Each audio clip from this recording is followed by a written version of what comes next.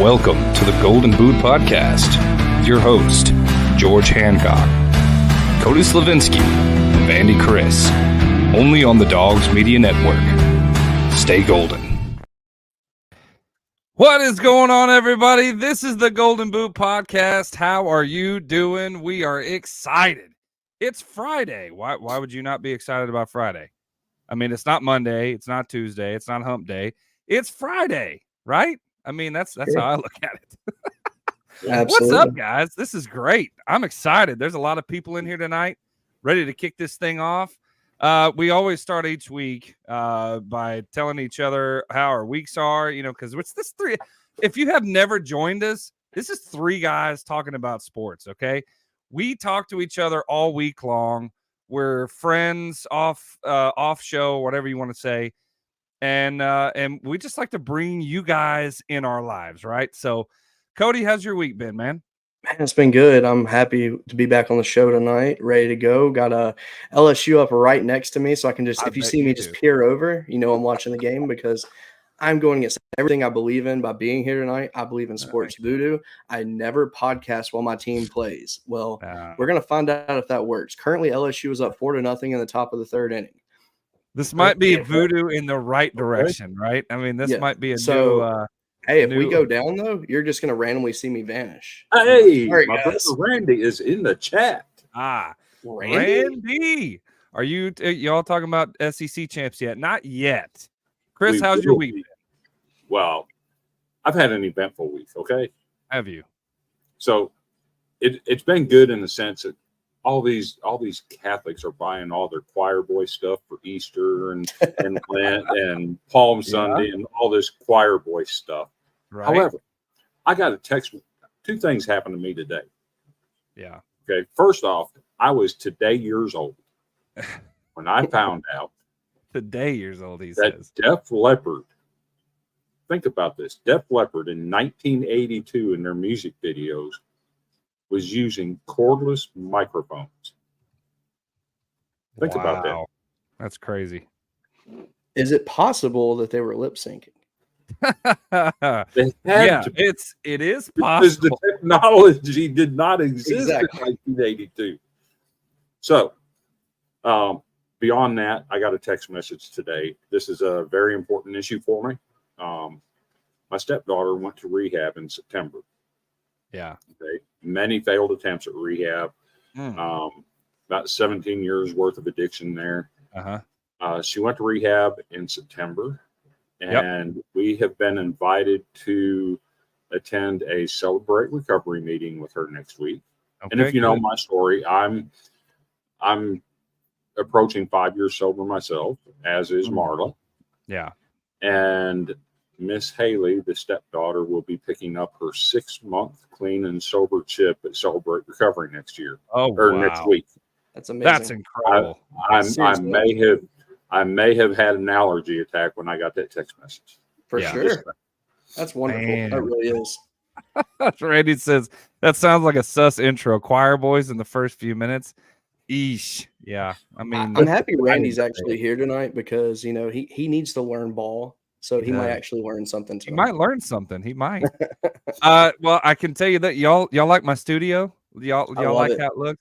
I'm freaking excited, man. Sarah, kudos. Let's give Sarah a round of applause, man. I know it. She did a heck of a job. It's early. I think it's a little sus. I think it's a little sus. You got the rainbow colors in your background.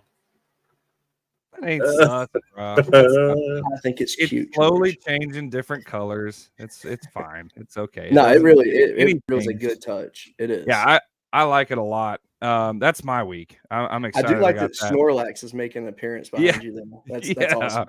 Always, you can't get rid of him, man. Can't get rid of him. Celebration indeed. Excellent news, Chris. Absolutely. Kentucky versus Tennessee tomorrow. That's gonna be as an Arkansas fan, he stands in solidarity with his team's choices. Absolutely, Randy. You are 100% right. He could leave them one color, but he prefers the rainbows. It's true. I do like it changing behind me. I don't know. I just like it. The missus telling your secrets there.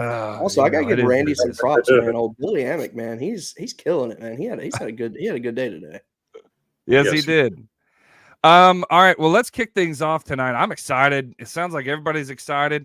Before we do that, I want to pay everybody's attention, get everyone's attention down to the bottom of the screen. There's a scrolling banner that tells you where to find us on each of our platforms. If you haven't already, please like and follow and share this broadcast on whatever social media platform you're watching on. And it helps us out a lot. We appreciate it. That being said, let's kick this thing off. Icebreakers tonight. But of course, you got to know the warnings coming. Warning. What you're about to experience is heavily biased Vanderbilt content.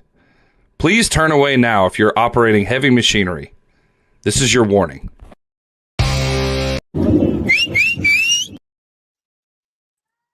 Really? Before I hit the video, really? Oh my.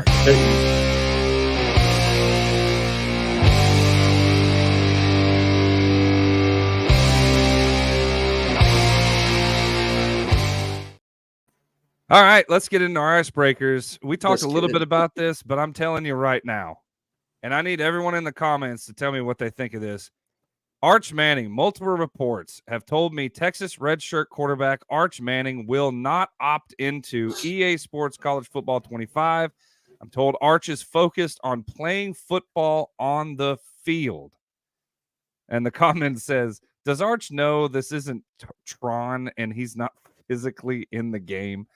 Yeah, I don't know what to make of this. Is he just trying to make a witty comment here, or is this some kind of brain cell issue? Because I mean, what about Madden players? Madden players play on the field and in the game, so I don't understand the excuse here. Who cares? I know you really, Chris. I know you don't care, but it is a hot topic. I mean, it is. Everybody who's anybody's been talking about. It's just it's bizarre, to be honest. Like it is bizarre. Randy says Arch doesn't get on the field. He should get in the game to at least see himself throw a pass in a real game. You're right. Exactly. I mean, the big thing about Arch is the fact that he's one of the biggest names in all of college sports. Okay, right. But you're forgetting. Join the game. You're forgetting. He plays for a school that is 3-8-1 against the mighty Vanderbilt Commodores. Are they really? God. Yes. Oh my gosh, that's embarrassing. It is. It's 3-8-1. I will never forget that number because I'm a avid Texas hater. Sorry if you're a Longhorn fan, but it is what I'm an Arkansas fan through and through. That's just how it is. I had no this is what we know. Mannings get paid. Yeah, exactly. Yes, exactly. I would be happy, honestly. It would be better, in my opinion, if he came out and said, you know what, the $600 ain't enough. Like, just tell us that. I want to know how many players might have actually said that and got more. Because I mean, let's be real. Like some of these athletes that are there, I mean, these quarterbacks that are returning, especially someone like Jalen Milroe, which I don't think he would be like, oh, it's not enough money. But I feel like he would get paid more than $600. I mean, you just never know. There's no way to tell. And we don't know how they divvy up or how they whatever. We just know that 11,000 athletes was paid $600 based off of that. We don't know if there's any more. Yeah, he earns more NIL than his own team starting QB. Right. Exactly. And crazy. He hasn't even seen the field. But you know, whatever. Switch gears here because this is Icebreakers. If you've never watched this show before, we scour the internet for the best memes, the best funny stuff you can find in the sports world. And this is definitely one of them. Oakland University student section took free throw distractions to a new diabolical level with chest waxing and tattoos happening at the same time on the court in the students. Oh my gosh, that's amazing. That is amazing. Wow. That's something to be said there. And then of course you have from 40-year-old version, Kelly Clarkson. That's interesting. That's disturbing. Yes. Can we say that student sections are getting more and more disturbing? I mean, you had Janet Jackson would be proud, right? Yes, you would. God in heaven. it's wild the amount of craziness that is happening in student sections this year in basketball games. But tell it. I want to know in the comments, what is your craziest thing you've seen in a student section at a basketball game? I know there's a few of them. I think though. I don't know. I think mine was Arkansas dressing up as women with full makeup. And pretending because they had boyfriends too, so they had half the student section were women and half the student section was men. Oh, that was great. Yeah, that was a great game. I don't even remember what game that was. So let's talk about this about Oakland though, the fact that their basketball team is only 21-11. And their student section does that. They got to step it up a little bit. I mean, they're 15-5 in conference. So I mean, they're a tournament bound team more than likely. And most of their losses happened early against solid teams. So well, I wonder if your student section crazy moment involves Antonio Brown, because the UCF basketball student section had Antonio Brown with them in the most Antonio Brown way possible. Now I have CTESPN. Now I don't know what that. I'm assuming it means like the head injury, CTE. Oh yeah, yes, that's exactly what it is. Yes. So that's the most Antonio Brown way possible. That's just what that is. Randy says, you know what I love to see? The fat guy shirtless. The confidence those fellas have is envious. I mean, Randy, are you one of those guys? Are you one of those fat guys? Man, our basketball games are boring. Wigs and body paint. Yeah, that's old school. It's respectable. That's old school. So Antonio Brown apparently has decided he's a UCF basketball fan. If you want to know where Antonio Brown is, there he is, ladies and gentlemen. With a sign that says CTE ES. I can't even say it. CT ESPN. Good Lord. Interesting stuff. I didn't actually think we were going to talk about Antonio Brown, but he just kind of popped up on my phone, and I said, "Oh, that's a great icebreaker." Isn't he going to the Packers? No, I'm just kidding. Negative. Don't get him started on the dadgum Packers. Oh, how's Jordan Love doing today? He's doing fine. His mom said, "Hey," so he's doing. Jordan Love is doing as good as Jerry Stackhouse. They're getting all that free money with no production. Oh, there's your first Vandy warning right there, Jerry Stackhouse. Here we go. All right. So according to New York Post, ESPN, Pat McAfee and Stephen A. Smith recently got into such a heated conversation off camera that McAfee called Smith a mother effer, and Stephen A. banned McAfee from appearing on First Take. Hey, it's about someone stood up to Stephen A. is all I'm saying. Yeah. I mean, McAfee is that guy. He said, "Dang, y'all act like you never see me on camera." We only see shoulders up. Right. Does Florida Atlantic make it to the Final Four this year, Chris? I don't know, but I'd love to see him play Kentucky and Auburn, because I think they got the bigs to match up with them and give them both problems. FAU is awesome this year. They really are. Jordan Love has no production. Right. Exactly. It's the off season. He's not producing anything. He's producing that bankroll. He's about to be producing a $150 million guaranteed deal. So $200 million over 4 years is what they're saying. So there we have it. Do you guys have any icebreakers? Chris, you got anything? Do you want to call them icebreakers or bone crushers? Oh, I think it's time to get in our bone crushers. Well, I do. Hold on. I do have an icebreaker. Oh, well, go ahead, Cody. Yeah, sorry. Speak now, forever hold your peace, bro. Yeah. So I don't know if anyone else has seen it, but they announced that a lot of the big awards will not be in the new college football game coming. Mm-hmm. And that's weird to me, like the Maxwell and all that. And it's weird.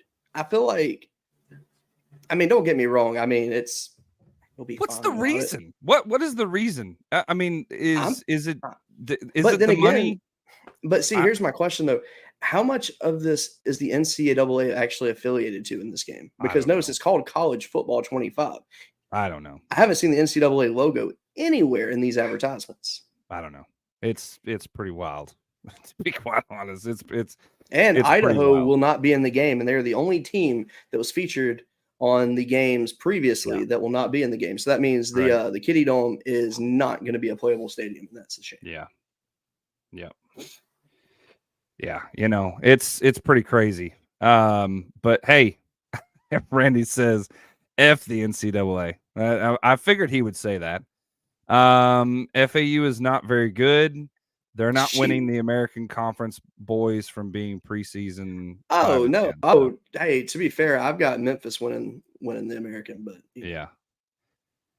Well, I think it's time we get into our bone crushers here before the break. Actually, you know what? No, let's not do that. Let's. I tell you what. Real quick, with 5 minutes left before our break, I just want to take a minute to thank you guys for joining us. We have quite a few people in here tonight, so thank you so much. And we're blessed to have everyone here, and we are extremely ecstatic to bring you content each and every week. There would not be a show without you guys. There would not be any of this without anyone. So that's enough gushiness. But I got to ask, put in the comments if you had something really interesting happen to you this week. Just real quick. We got about 4 minutes for the break. If you, Sarah says you're welcome. If you had something really interesting happen to you, please put it in the comments. We love to hear it. We love to talk about it.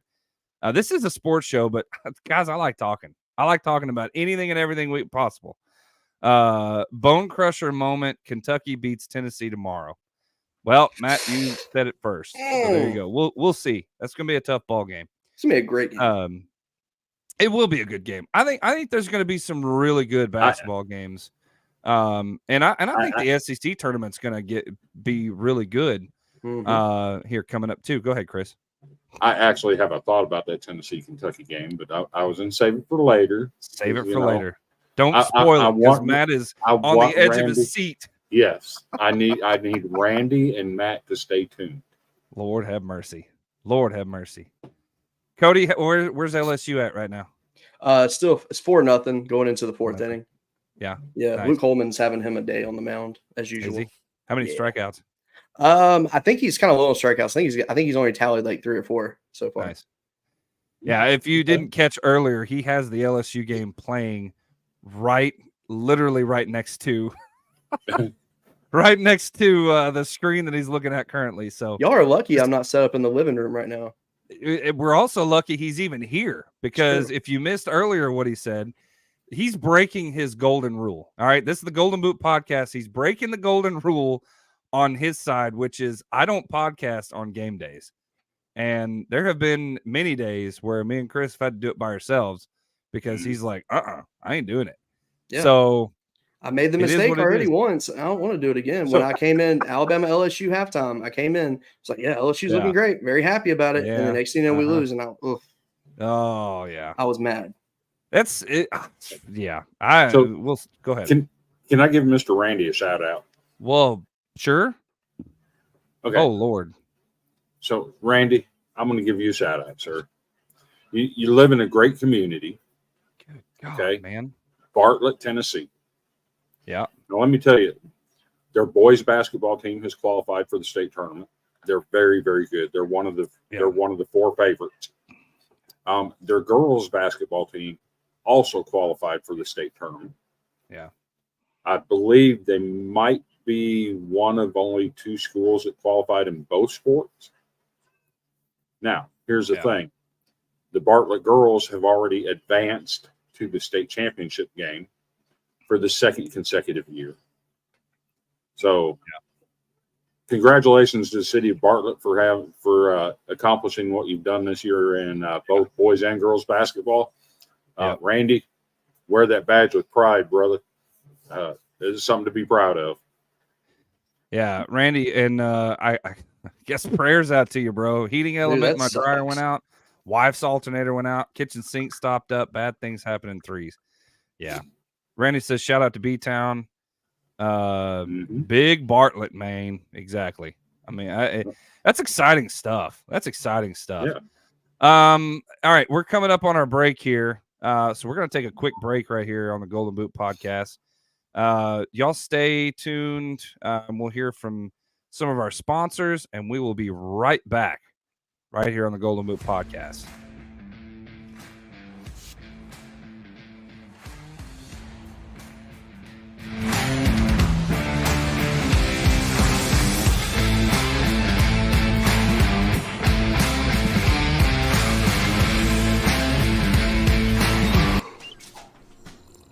Boy, that's mediocre. Then what the f are you doing? I was drinking that. No, you were surviving it. Give excitement a try with Bones Coffee. Click on the link below to order some for yourself. Here.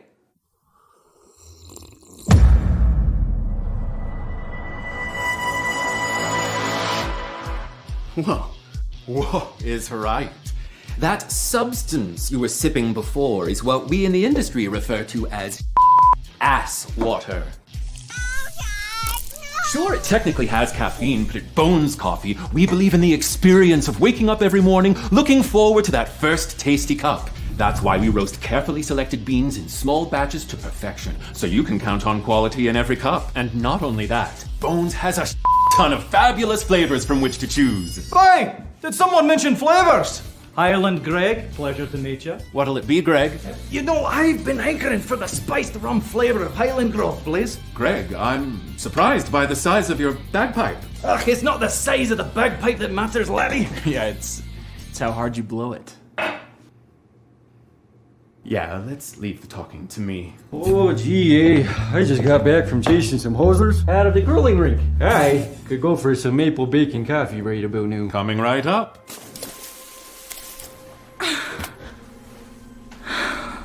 Hey kid, you single? Yeah. That's why this place looks like Here you are, my salty siren. Thanks. I need the salted caramel chocolate pick-me-up after dealing with this loser.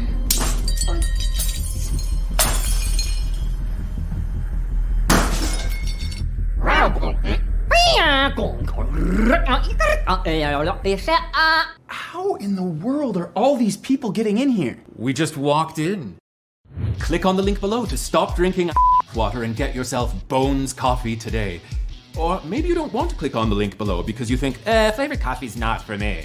That was Sarah G's experience. She says, usually flavored coffees taste chemically to me, but these do not. They have a really pleasant aroma and flavor. They do not leave that weird residue on the bottom of your mug like many flavored coffees do. And Cheryl S. says, I ordered this for my son's GF for a B-day. She loves it. Why, Cheryl, that's awfully nice of you. Unfortunately, they broke up and I can't return it. Frowny face. Well, that's awkward. At least she liked it, though. Stop settling for mediocrity and order Bones Coffee today.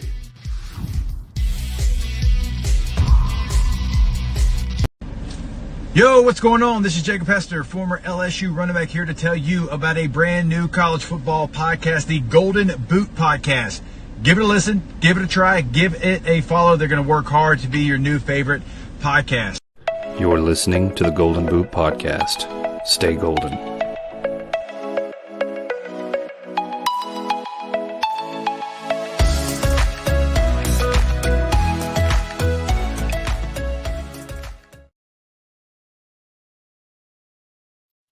All right, welcome back to the Golden Boot Podcast. Thanks so much for hanging with us as we try to pay the bills. You know how that goes. Coming up on top of the hour here. Well, we are just a little over top of the hour. I'm excited. This is one of our favorite segments, Bone Crushers. We haven't done it in a while, but we're going to today.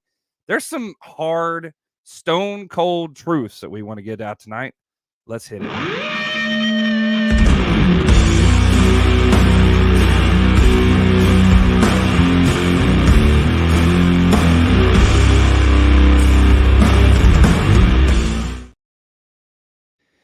All right, I'm going to let you go first, Chris. I know you're just dying to get this out. Go right ahead. Hey, Chris, before you do, hey, Chris, I got to tell you something. Right now, Florida is in extra innings with St. Mary's, and they are trailing by 2 in the bottom of the 10th. Wow. Go Peacocks. I know, right? It's 11-9 right now. Go Peacocks. That little also, UCI today won against Columbia 32-2. But did you see what else happened in the UCI Baseball game? No. They had a player hit for the cycle today. Oh. The first time for that program since 1981, somebody hit for the cycle. That's amazing. That really is. That's pretty impressive. Continue. And they've actually got a decent team this year. Oh, yeah. Yeah. But it's interesting that you brought up baseball because my bone crusher this week concerns baseball. Let's say it. Actually, it concerns a whole school. There's an NAIA school called Antelope Valley. Okay. They've been struggling financially, and this week it was announced that the University of Antelope Valley is shutting down. It's truly a shame. Now, shame. It's actually hurt their baseball program more than anything because they're mid-season. Yeah. And now their players have nowhere to play and are out on the streets. Oh, wow. It's a problem. And it was brought to my attention by a guy named Stephen Scopes. Yeah. Who, if you follow college baseball, know who he is. He was the Virginia player that gave one of the best post-game interviews ever at the College World Series. Mm-hmm. And it was amazing. But I'm glad Stephen Scopes is on the story. Hopefully these baseball players can find a home. Yeah. One thing good that I did note about Antelope Valley is their basketball teams will participate in the NAIA tournament despite the school closing down. Oh, wow. So there is one positive out of that. Yeah. So I fear that there's going to be a lot more of this because they even had GoFundMe's set up for this school to try and raise money to keep it open. Wow. Well, as we move further and further in the NIL era, we're going to see more and more of that. I'm afraid. I do believe we have some breaking news. Cody, you want to break it? Yeah, it looks like Florida. Right after we talk about them, Colby Shelton decides to hit a walk-off 3-run home run. There you go. So Florida squeaks by St. Mary's. In that, I actually have a discussion tonight. And I want everybody to. Randy says, "Boo!" I know. Hey, don't be mad at the messengers. We just report the news. Nick Saban got pretty wordy on a few things. Now that he's retired, now that he's out of the University of Alabama, he said some things that some people are a little upset with. Some people are, that makes a lot of sense, and some people are very shocked by him being so candid. And we know that Nick Saban is going to be moving into broadcasting. I believe he's going to be part of College Game Day next year. Let's see what he has to say. I want to be clear. Nick Saban sounded off on his former players. I want to be clear that wasn't the reason, but for some of these events, some of those events certainly contributed, Saban said, of his decision to retire. I was really disappointed in the way that the players acted after the game. You got to win with class. You got to lose with class. We had our opportunities to win the game, and we didn't do it. And then showing your ass and being frustrated and throwing helmets and doing that stuff, that's not who we are and what we've prompted in our program. I thought we could have had we could have had a hell of a team next year, and then maybe 70 or 80% of the players you talk to, all they want to know is two things. What assurances do I have that I'm going to play because they're thinking about transferring? And how much are you going to pay me? Saban recounted. Now, I'm going to go on the record and tell everybody who has not seen it, but I called this at the very stinking beginning. One of the main reasons was because Saban was getting tired of hearing Oh, Coach, that's fine and all, dandy. I know you guys won championships. I know that you guys, have all this history or whatever. Yeah, but how much money you're going to pay me? Bingo, right there, out of his own mouth. That is exactly what happened. And it's going to get worse. I'm going to skip down here. So I'm saying to myself, maybe this doesn't work anymore. That the goals and aspirations are just different, and then it's all about how much money can I make as a college player. I'm not saying that's bad. I'm not saying it's wrong. I'm just saying that's never been what we're all about. That is absolutely 100%. Like, we didn't know the reason. We didn't have any inside information. We didn't talk to Nick Saban ourselves. I wish. It'd be great if we would have had him on the show. But like, I didn't have any inside source. There was nothing there. It was all speculation. But a light bulb went off in my head. I remember, and Randy, I think you can remember this, when they asked him one championship year, hey, Nick, give us your pitch. What pitch do you give to college players to get them to come to the University of Alabama? Mm-hmm. Did. And I said it. Not a daggum one thing that he says anything about how much money they're going to get. And for all of that not to matter, historic program, accomplishments. Yeah, Coach, I get that. But how much money am I going to make? If I was a Hall of Fame 6-time national champion coach, yeah, I'd say, see ya. Absolutely. This crap. I'm too old for this junk. Yep. So there it is, right out of his own mouth. People are shocked. I don't know why they're so shocked. I knew it from the beginning. Yep. Yeah, I'm a realist. I mean, that's just what it is. It made too much sense for it not to be things. So you want to vote? The cold hard truth. Yeah. Saban retired for a multiple of reasons, but one of them absolutely being he got tired of kids saying, how much money are you going to pay me? I would have loved to have been a fly on the wall in his office when he was having these meetings. Yes. And you know what the funny thing is, it probably wasn't even the like top players. Like a Jalen Milroe. No. Because let's be real. So. He could have transferred to anywhere in the country he wanted to and been fine. Yeah.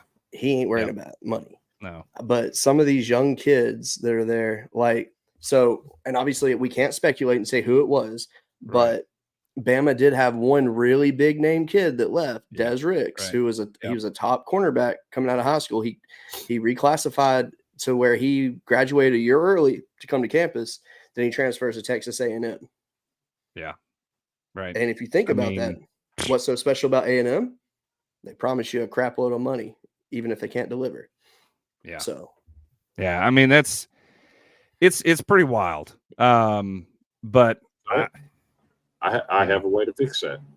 What is your way to fix that, Chris? I love hearing this man's takes on stuff because he comes up with the craziest, most off the wall, but they always make sense. Go ahead, Chris. How about we stop recruiting? Stop recruiting. Okay, hear me out. Dartmouth basketball just voted to unionize. Yeah, true. We are one step closer to schools actually paying players. Yep. Mm-hmm. Guess what? If the school is going to be paying your butt, you're not getting a free ride to go to school here. I don't have to recruit you. Yeah. Make it like a job application. Ooh. We're gonna put a kind of like college. We're gonna put an advertisement on Indeed for looking for a 6'3", 293-pound inside linebacker that has multiple years of high school experience and a national champion or a state championship under their belt. Well, I mean, that's how college baseball is already. I mean, yes, you have your top names that get recruited, but in a lot of cases, these kids are having to send email after email after email. Yeah, true. True, Randy. Yeah, true. If schools are going to be paying players, why should the school also be providing the free education? Yeah, exactly. If schools are going to be paying players, okay, we're going to pay you. Make it like a job application. You apply to come here, and we'll tell you if you're accepted or not. Right. Yeah, it's pretty wild for sure. It'd be interesting to see how it turns out. It would be very interesting to see how it turns out. Switching gears, and while we're doing that, I want to hear in the comments, what do you think about Nick Saban and his comments? Do you think that they're warranted? Did you call it? Did you know that was the reason? Because there were rumors circulating, right? We heard stuff about Mrs. Saban. I can't remember her name. What is her name? Terry. Terry. Thank you, Miss Terry. Having health issues, and that was the real reason. And then somebody came out and said, no, that was false. But I want to know from you guys. I mean, we got well over 100 people in here tonight. And notice we refuse to even acknowledge those rumors about Terry Saban as well. Yeah, no, because we were like, okay, anybody can make up anything, and we're not going to report something that could be that serious. No, now that was a decision that jeopardized our reputation. Right. I didn't want to. I don't want to say nothing on that either. But I want to know from you guys. What do you guys think? Do you think those comments were warranted? Do you think it was some kind of is there an underlying tone that he's trying to get across there, or is this really just the real Nick Saban not giving a flip? Go ahead, Chris. So it's just, I mean, I don't blame him for being that way. Yeah. The college football that we see today is not what I've known for 50 years. No, it's bastardized. Yep, it's totally different. Totally different. But it actually ties in with my next subject, which we're going to get into in a little while. Yeah. But it involves, money and allegations, and it actually ties into something that broke today. Yeah. Dominic Ambrose. I think it's Ambrose. I think it's Saban's way of trying to push for NIL regulations. And I agree with that. Okay, so that leads to another question, though. Okay, if that's the case, is it possible we could see Nick Saban return to coaching if things were fixed? Not return to coaching. I think he would be a big advocate for it. He's how old is he? 70. How old is he? 74, I think. 70. Like no, he's done. No, he's done. Randy says, let me present you with this, boys. If you don't adapt, you die. Example, BlackBerry phones, Nokia phones. Yeah, and I just think that Nick was tired of adapting. I think he said, dude, I'm too old for this. Let me die in peace. I'm pretty sure my old Nokia brick phone is still working somewhere in a dump. Just to be perfectly honest. It's been ran over by a bulldozer 17 times. And if you called the number, it would probably ring still today. This phone used to belong to Cody Slavinsky, and it's pinging in this dump over here. We need to look for his body. Turn it on, start playing Snake on it. Yeah, right. Something interesting happened again in the SEC. This is my other bone crusher, by the way. Zach Arnett got him a new job. The same Zach Arnett that was fired from Mississippi State after taking over the program after the Pirates' early departure, I guess I would say. God rest his soul. There's not another coach like him, and we talked about it a few weeks ago. I absolutely think the cover with the pirate on it should definitely be the one. It probably won't, but I think it should. It would be awesome if that happens. But Zach Arnett, former Mississippi State head coach, found himself get a new position. And the cold hard truth is this. This is a ex-head coach that some people argue that should have never been put in that position anyway. But what are you going to do? He took what he had to deal with and tried to mold it to the way he plays. It just didn't work. But this is an ex-head coach. I'm going to say that again. His new job is a defensive analyst for Ole Miss. Yes. He was picked up by Lane Kiffin. Great hire, by the way. His former, oh yeah, Great his hire. former. I agree with the hire. But it's just kind of like, okay, you have the Egg Bowl. Mississippi State can't stand Ole Miss. Ole Miss can't stand Mississippi State. And to pick up the former head coach of your rival school and not make him a coordinator and make him an analyst. I'm sure it was mutual on both sides, but still, it's like a storybook kind of feel to it. That Lane Kiffin said, "Yeah, Zach, we'll bring you over. Sure, absolutely." And oh, can you sign here? Oh, he can't be a coordinator. Oh, well, I would love to unpack that. Is that because he would lose buyout money? That makes sense. Oh, Randy, you're making me feel dumb. Thank you. You're making me feel really dumb right now. Appreciate that. Okay, that makes sense.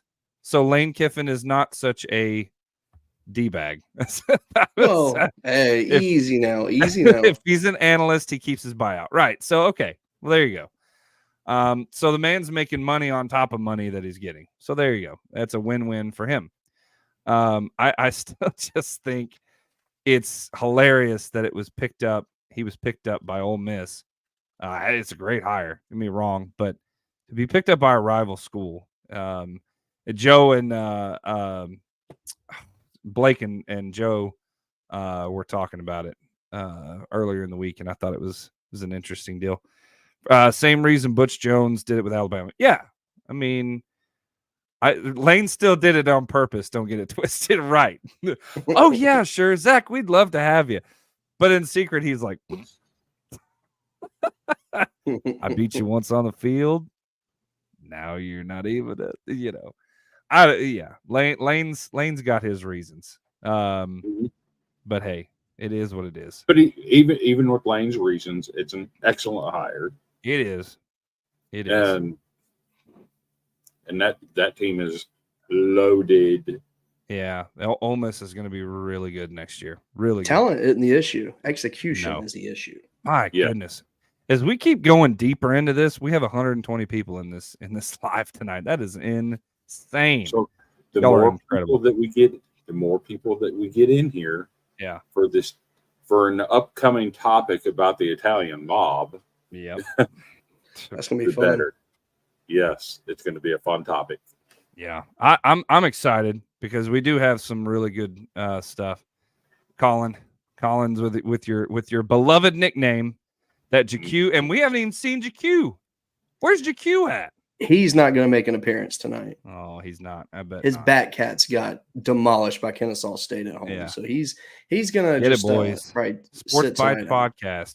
Which, by the way, I will go ahead and give a plug to this. Absolutely. Tomorrow night on 7 Eastern, Sports Bites podcast will be live on the Dog Sports Media Network. Catch it as the first premiere episode airs. Pretty awesome. Really good podcast. We had Chris Joseph on a few weeks ago. And it's last week. Really, really good. Was it last week? No, it wasn't. Yeah, it was last Friday. No, it was last Friday. Was it? It really was. It was last Friday. It seems like a decade ago. So I guess either I bumped my head in the middle of the night and I can't remember what I did last week. But I guess it was last week. So catch Chris Joseph, Sports Bites podcast tomorrow night, 7 Eastern, on the Dogs Media Network. Randy says people are joining to hear about the SEC champions. Yes. True. Yes. We know Tennessee won the men's SEC champion. Yes, we got it. You won the SEC. We got you. Tennessee's been winning a lot of stuff lately. I said it. I've said it since November. They are the best team in the SEC, and they've lived to prove it. Did you happen to check the LSU score and went, ooh? It's more of I just looked who they have trotting out to the bullpen warming up right now. Oh, who? Mr. Christian Little. Christian Little. God. Go. No, dude, he's become a catalyst in our bullpen. Everything's cool. He has actually become a reliable, useful player this year, and I love it. Awesome. He's more than a cheerleader. Oh, absolutely.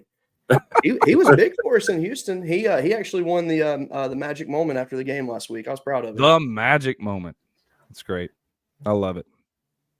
Alex Carrick says Jake Paul about to get bodied. Yeah. Bodied. Yeah. We're going to talk a little bit about that here coming up. I'm excited to talk about that. Yes. Honestly, I never thought it would happen. First off, I never thought it would happen, but we'll talk a little bit about that. Matt Short says regular SEC, all caps, not SEC champions. Hey, no, let's be real. The regular season championship matters more than a tournament championship. More than the tournament. Absolutely. Unfortunately. It only the tournament championship only matters if you're playing to get into the tournament. There you go. That is it.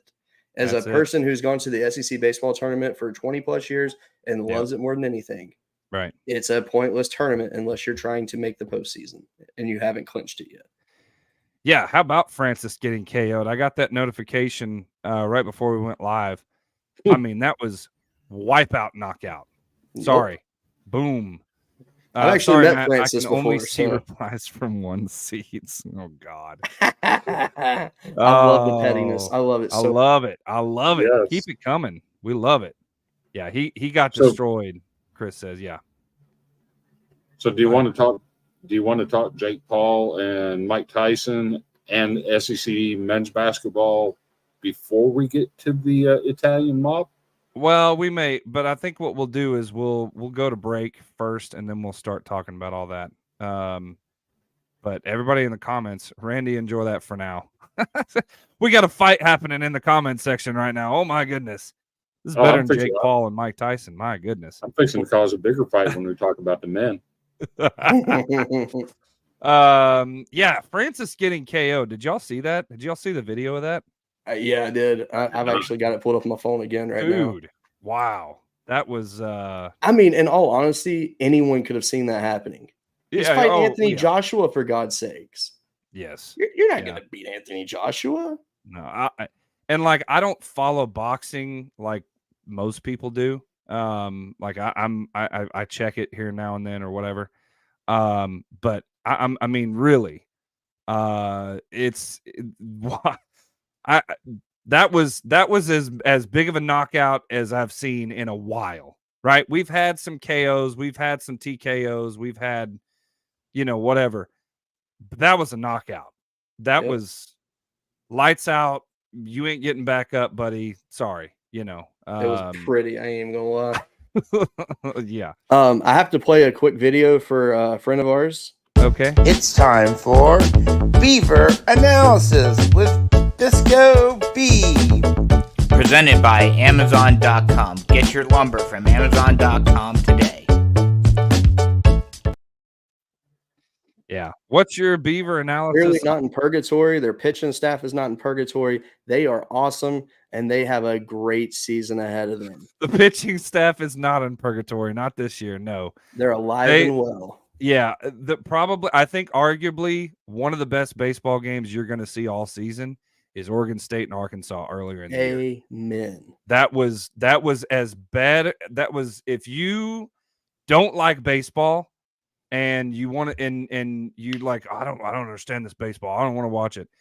But you want to see some pitchers. You want an example of a low-scoring pitchers battle baseball game. That's it. Those are two of your best teams in the country going at it, and Oregon State will be right up there. Golly, well, they really are fighting it out.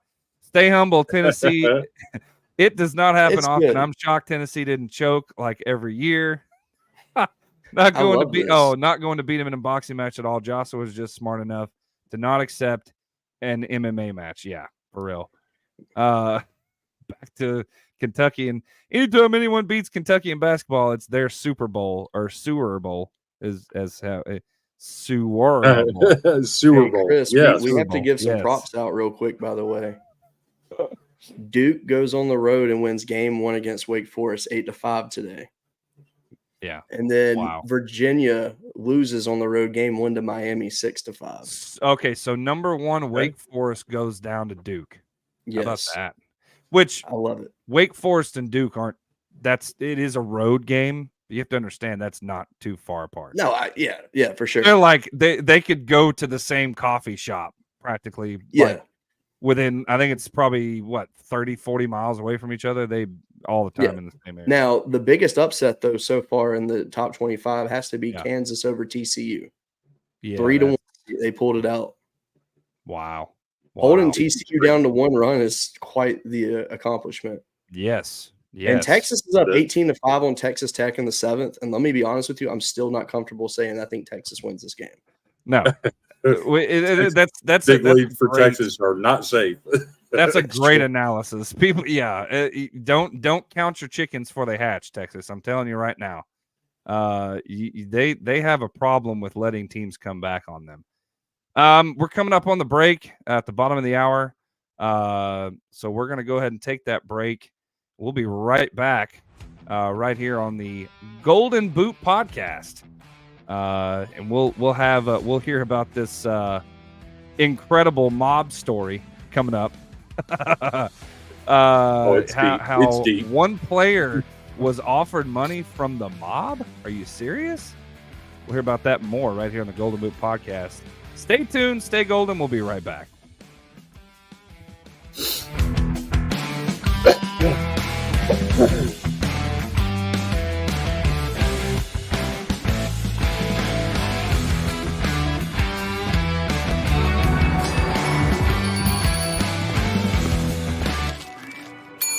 I'm coming.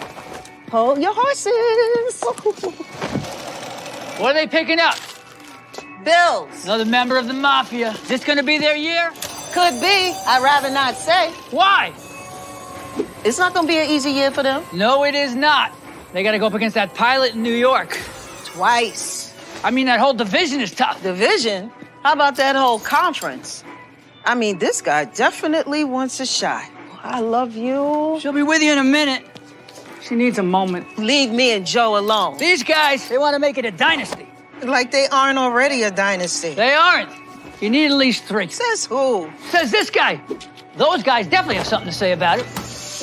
Listen, I am not interested in those old heads. I like the up-and-coming squad. Can you imagine trying to cover this guy? Actually, in high school, I was pretty quick. Stop. Ooh. Those guys fly. Same with these guys.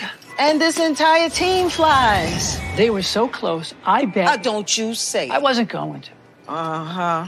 I bet they could do it. They all could. That's why we love it. Everyone's got a chance.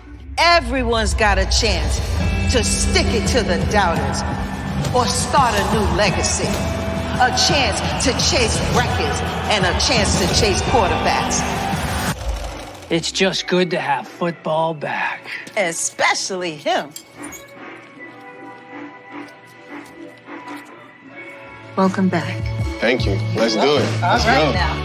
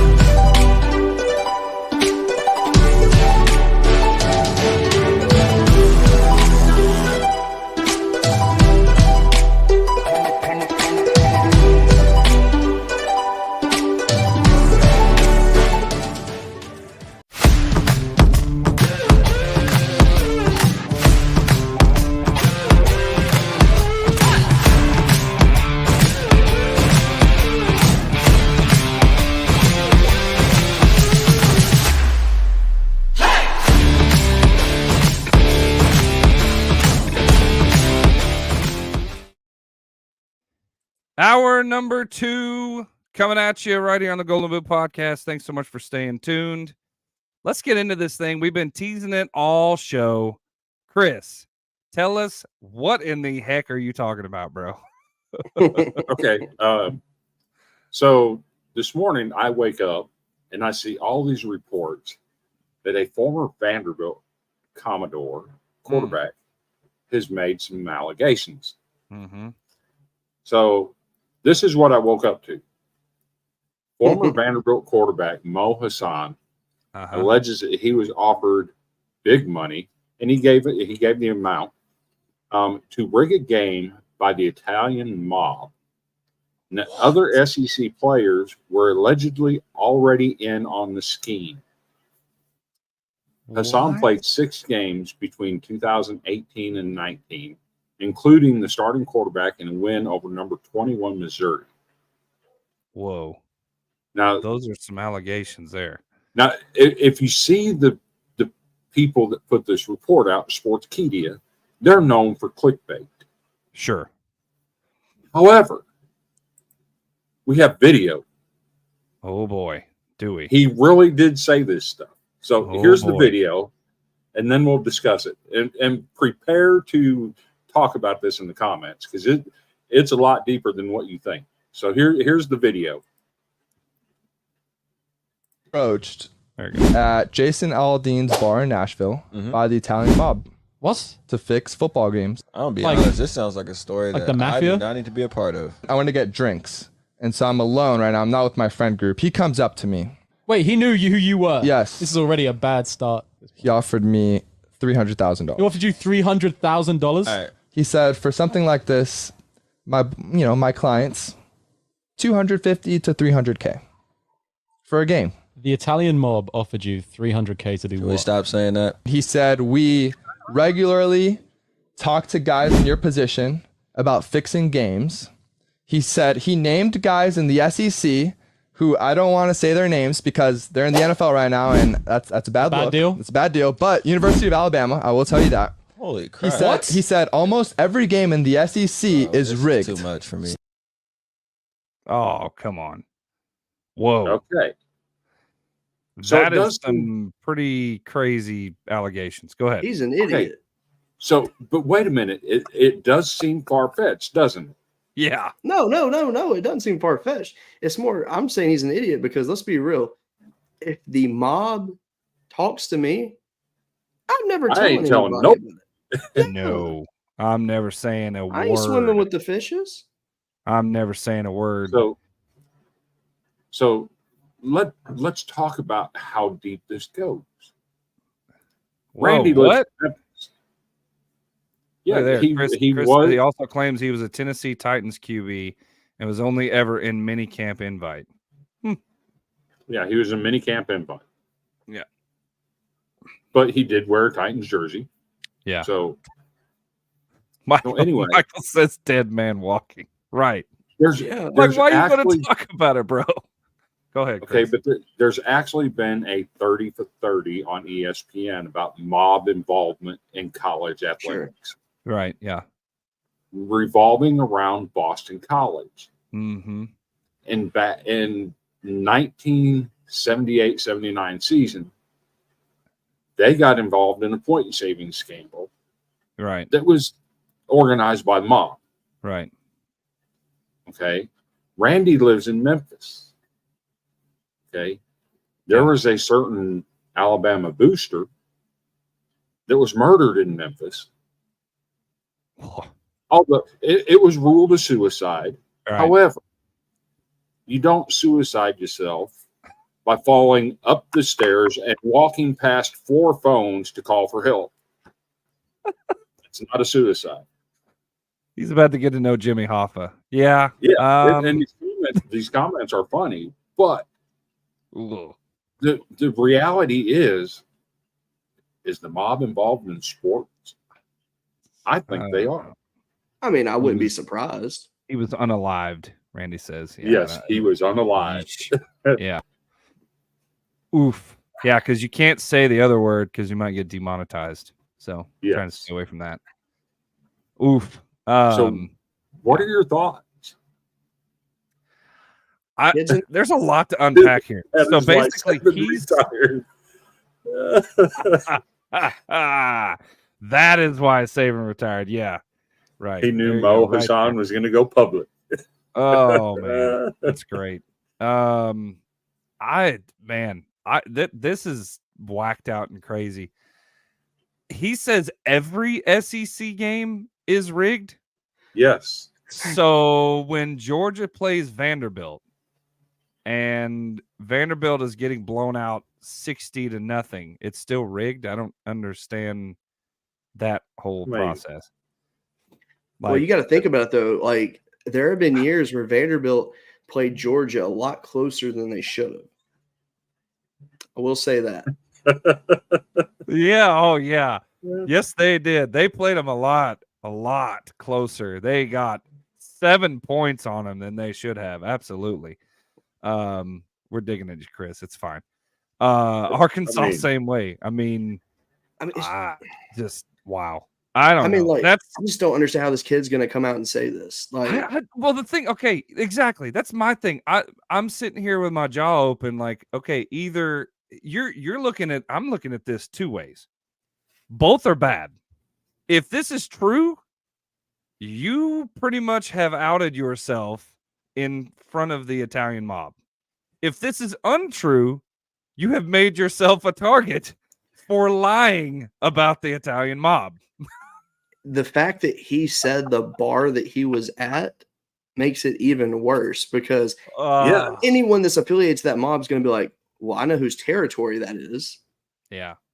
Oh, I don't know. It's and like, I don't know. It's just it made me double lock my door 7,000 miles away. Michael says, yeah, for real. So then you get into the issue is kick the bucket. Is Mo Hassan, a former Vanderbilt student that transferred to USC and graduated from there, is he really that naive? Yeah. Good to have you, buddy. Public with something like that? I guess. With that Vanderbilt education, you'd think he'd be smarter. Good Lord. That's what I mean. It's wild that he said it. The aspect of it being true is not wild. No. But that he said it and know it public is crazy. Yes. I don't know. Seth says CTE is real. Logan Willis says the mob has more natties than my Hokies. All right. Hey, do you guys want an LSU update? Oh, yeah. Let's hear it. All right. We're going to the bottom of the 6. Luke Holman, 6 innings pitched, 0 hits, 0 runs, 2 walks, 10 Ks. 2. Nice. But his day is more than likely done because he was approaching 100 pitches when he came out. And I have to give a shout out here. TriStar, it's good to have you on the show finally, sir. Yeah, I'm excited. I get on Spaces. I get on Twitter Spaces on Sunday mornings with TriStar weekly. He's a good dude. I'm glad to have you on here finally, TriStar. Thanks for joining. Good to meet you, bud. Good. We'd love to have you again. For sure. Seth, love to have you back, Seth. No hitter. I'm saying it. It just it's okay, Seth. Christian Little's coming in next. So there you go. That sells a ball game right there. Man, do you have a situation developing? Maybe. Where? At LSU. What do you mean? No hitter. Oh, Seth is saying that. Oh, I mean, he hasn't allowed a hit through 6, but I mean, he's more. His day is more than likely done because he was already hitting 100 pitches. In the 6th. So, in other words, you have a situation developing. Yes, this is Chris's way of saying you never talk about a no hitter. That's why. No, I'm content with it because I broke my cardinal rule to be on this show tonight. So. And look how it's worked out, Cody. Look how it's worked out. If it gets broken up, then I have to turn my computer off. So. Oh, for God's sake! But this brings us to an excellent point where we can transition to basketball because LSU played today. Yeah, but let's not transition into basketball yet. Let's we need to just bust it open.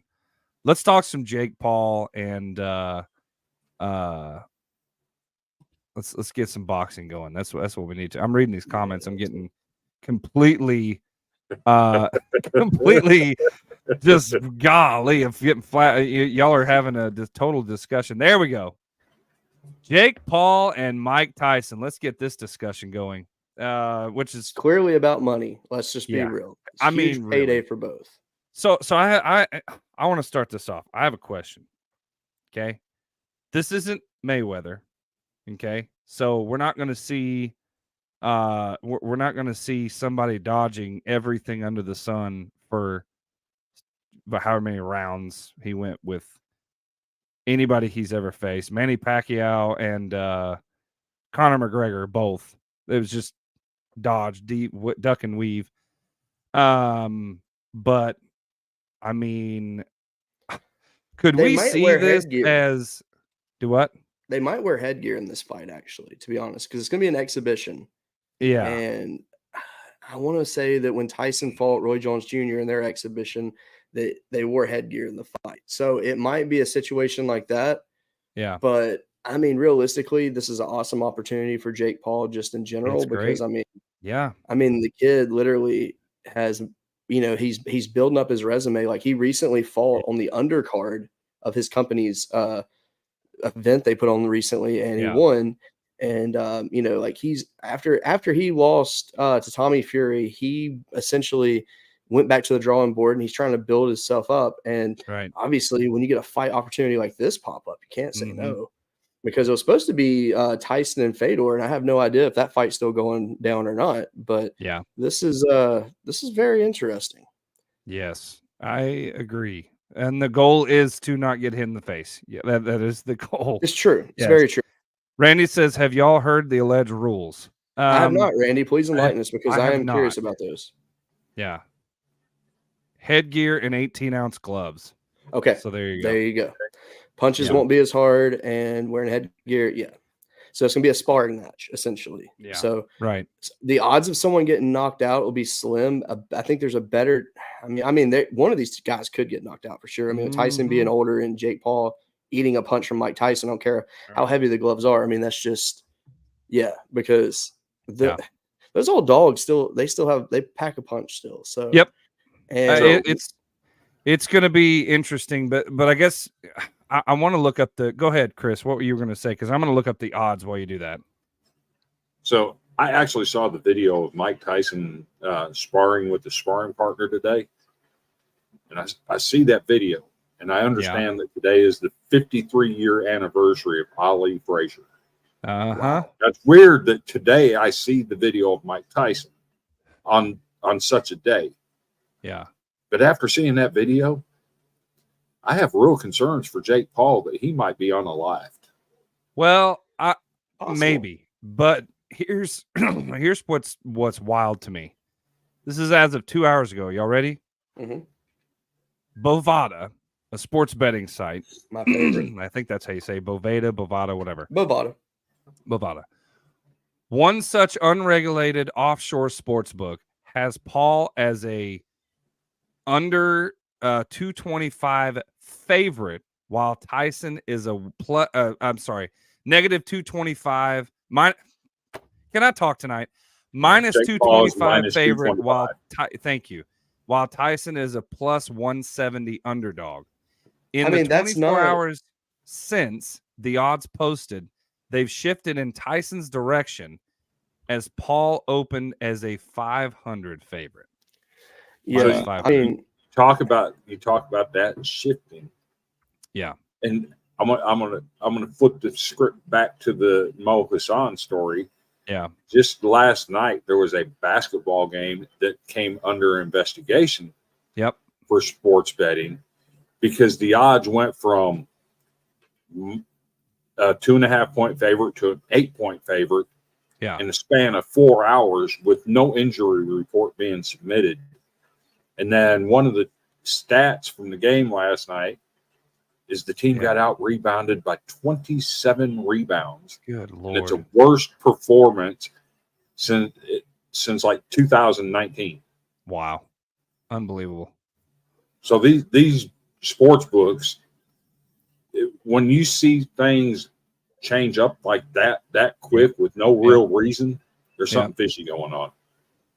Yeah, it's pretty crazy. And it would not surprise me if this shifts again. But I'm wondering, I can't find it, but I'm trying to see, is there a betting odd for a split decision? Because there definitely will be. In my mind, that's what's going to happen. Well, so one thing to think about with this too. Paid. No, go ahead. You know how much these guys are getting paid, right? Oh, absolute monstrosity amount of money. Ali and Frazier both got $2.5 million. Yeah. Let's put that in perspective. They're getting well over $25 million a piece on this. Right. Sounds about right. And it doesn't matter who wins or loses or what. And that's what I'm saying. I think we may have the same situation as a fight. I can't remember what fight it was, but there was a fight that ended in a split. No. It was an MMA fight. Ended in a split decision. Some people thought it didn't need to end in that way. But I could very well see. Yeah, right. This is the WWE level of entertainment. Yeah. Unfortunately, these high-end, big-time talked about celebrity boxing matches, and like, well, I say celebrity because, Mike Tyson was a beast and still is a beast, and Jake Paul is really, really, really good. Mm-hmm. But these high-end, highly anticipated, over the top, monster against monster type. Here recently has been a situation of, hey, I won't hurt you if you don't hurt me. Let's both make some money, make it look good. Like, that's what it kind of seems like to me. I know that's kind of ruining the game. That's ruining the sport. But, like, Floyd Money Mayweather, I could not stand. There was all this hype, all this, all this whatever. It's just me. I just don't like it. And I'm like, oh, great. Am I going to see this dude knock him out? No. Nope. So, I'm going to watch him dance around and run and hug him for the entirety of the fight. Anyway, go ahead, Chris. So Matt over here in the comments says Mike Tyson would have been the best boxer of our time. I actually disagree with that. Evander Holyfield was always a better boxer. Yeah. Mike Tyson was a brawler and a fighter. There's a difference he had the between power. the two. Yep. Yeah, there's a difference between the two. He could have been the greatest boxer or fighter and brawler of all time, but not technical boxer. Yeah, he wasn't technically sound at all. Can we say that Mike Tyson had the best power punch of anybody? Sure. Yes. Yeah, absolutely. The only one that ever came close was George Foreman.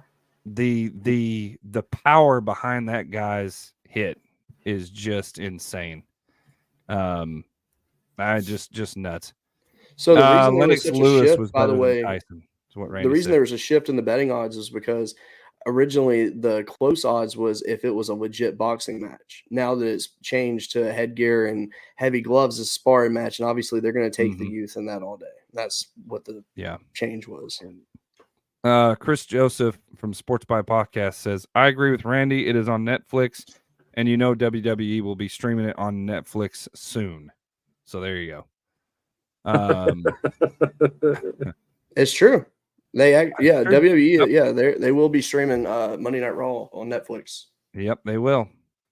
Man, these comments are coming in so fast. I said the same thing last night. Over under how many ears Paul leaves with? This man says 1.5. This man ate a dude's ear. I still remember Jake that. Paul said, "That's who I want to fight." So, have you guys seen what Mike Tyson does now? So he has like a marijuana company, right? And one of his things that he offers is a chocolate edible, and it's of an ear. And the commercial he did is, he was giving the ear back. I got it's great. No. I don't believe you. Got to be kidding me. That's I'll be dead serious. Ear edible. If this pulls up, I'm gonna die. Tyson 2.0 Mike bites ear-shaped cannabis gummies. No way. Yes. And they have oh my gosh. They have a bite taken out of them. Mm-hmm. Literally, it's the ear and there's oh my gosh, he's a genius. He is. And it's called Tyson Mike Bites. You got to find the commercial for it though. It'll make you laugh. Oh, dude, no way, dude. Brilliant marketing. That's nuts. I didn't know that. I mean, I'm not a gummy guy. I'm not a cannabis guy, but kudos to you if you are. But I had no idea that that Mike Tyson made those. That's awesome. Mike Tyson is a narrator of a book I am listening to. Can't understand half the stuff. False book, but would be a hell of an audio book. Give me your Mike Tyson impression, please. Well, it's too deep. Just kidding. I got I can't talk with my tongue though. That's the problem. Like I can't. You gotta really poo. I can't do it. I can't do it. It's really hard. You'd probably have to watch a video before you did it. I probably would. You can't just spot it on me. And unfortunately, his best quotes, you can't say them live on the air. You get you cannot. No. Ali would have worked Tyson over for as long as he wanted to. Yeah, Muhammad Ali was. They didn't call it rope a dope for nothing. Mike Tyson would have never touched Ali. Honestly, boxing. It'd be honestly, I'm telling you now, Mike Tyson would have never touched Muhammad Ali. No, wouldn't even lay a finger on him. He might have got a body shot in if he was lucky. Maybe, but he would not have ever hit any of his power hits. Now, if he got him cornered, it's a whole different story. But. Cornered is different, but I don't know. I don't think so. Jake Paul versus the pitcher of the college team a year ago that went after the batter. Yes. Now that's something I would pay to see. I forgot about that when that guy rounded third. Boy, that's one of my favorite videos. Hey, listen, I can do an effort. I haven't watched anything of his, so I don't have it fresh in my mind. So and I'm not an easy really way good to do his voice though, at talking with my tongue. If you can do a Bobby Boucher, you can do a Mike Tyson. Oh, I know. Yeah, you can do a Bobby Boucher. Bobby Boucher. Yes. Okay. Now I have to add an addendum here. An addendum. If you guys like impersonations. Yes. Go to TikTok and follow Voices by G. Oh boy. Yeah. You will enjoy yourself. He does a really good job. I figured I'd pitch your show there for you, George. I mean, honestly, go to our TikTok shows. I try. Yeah. Because George goes live on our TikTok and he'll do impressions for anybody. It was very good live the other night. It wasn't bad. It was all right. It was all right. So whenever we go to basketball, do you want me to start with men's or women's? I always start with the one that gets the most views. Yeah, something like that.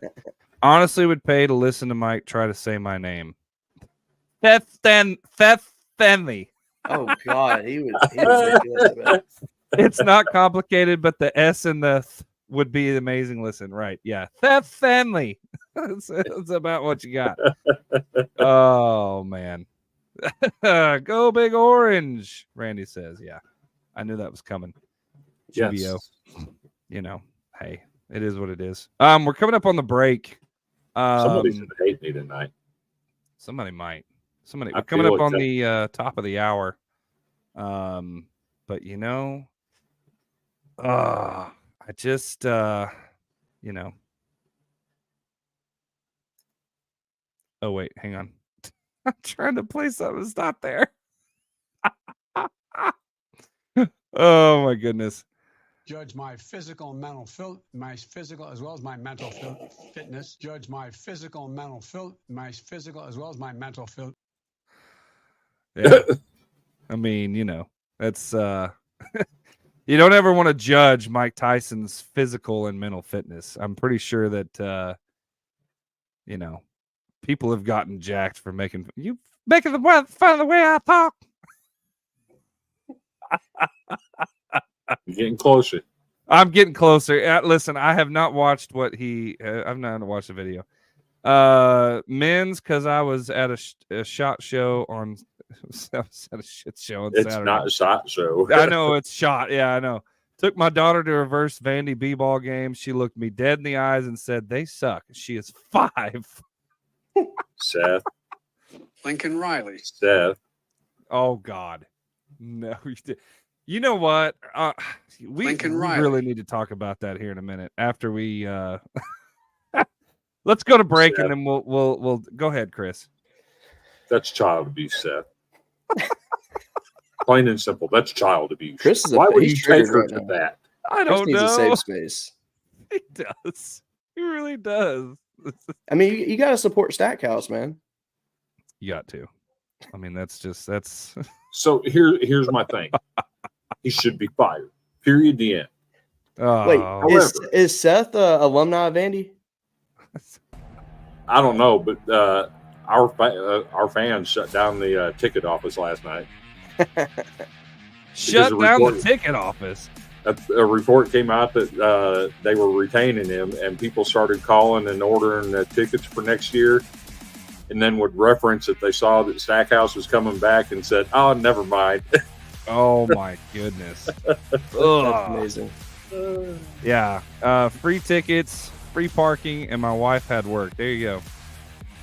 Well, we're coming up. We've reached the top of the hour. We're going to take a quick break here. Stay tuned. We'll talk a little a little mistake in your speech. You know, when you're at the State of the Union, you might as well speak right. Chris. But Chris. Hell no, I ain't no alumni. I ain't smart enough for that. So is he a fake ass fan like me? I was about to say, does he? You probably have. There you go. He needs one of these. We're gonna Seth. We need to get you one of these right here. Yes. FAS alumni Vandy fan. There you go. Seth needs one right there. All right, all that and more coming up on the Golden Boot podcast. Stay tuned. Stay golden. We'll be right back.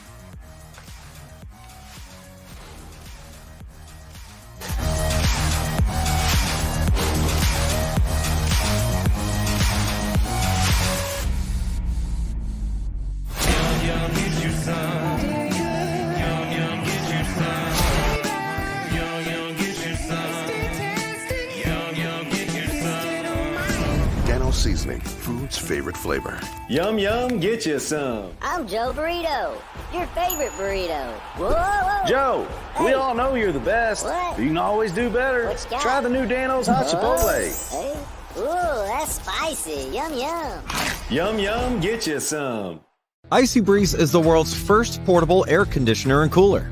A premium ice cooler that doubles as an eco-friendly portable air conditioner. This is not a swamp cooler, just blowing air across ice. Over 60 parts and components allow Icy Breeze to achieve what no other product in the world can do. The secret behind the Icy Breeze is an innovative design that circulates chilled ice water through a heat exchanger in the lid, replacing the Freon used in most ACs. Fresh air is drawn from hidden vents in the top of the cooler, pulled across the exchanger, and chilled down to 35 degrees cooler than the outside air. A 3-speed fan control delivers Icy Breeze's dry, cold air up to 25 miles per hour, just like a car AC. And a stay-put flex hose directs the breeze in any direction. Wherever you need it, Icy Breeze helps you beat the heat. You're listening to the Golden Boot Podcast. Stay golden.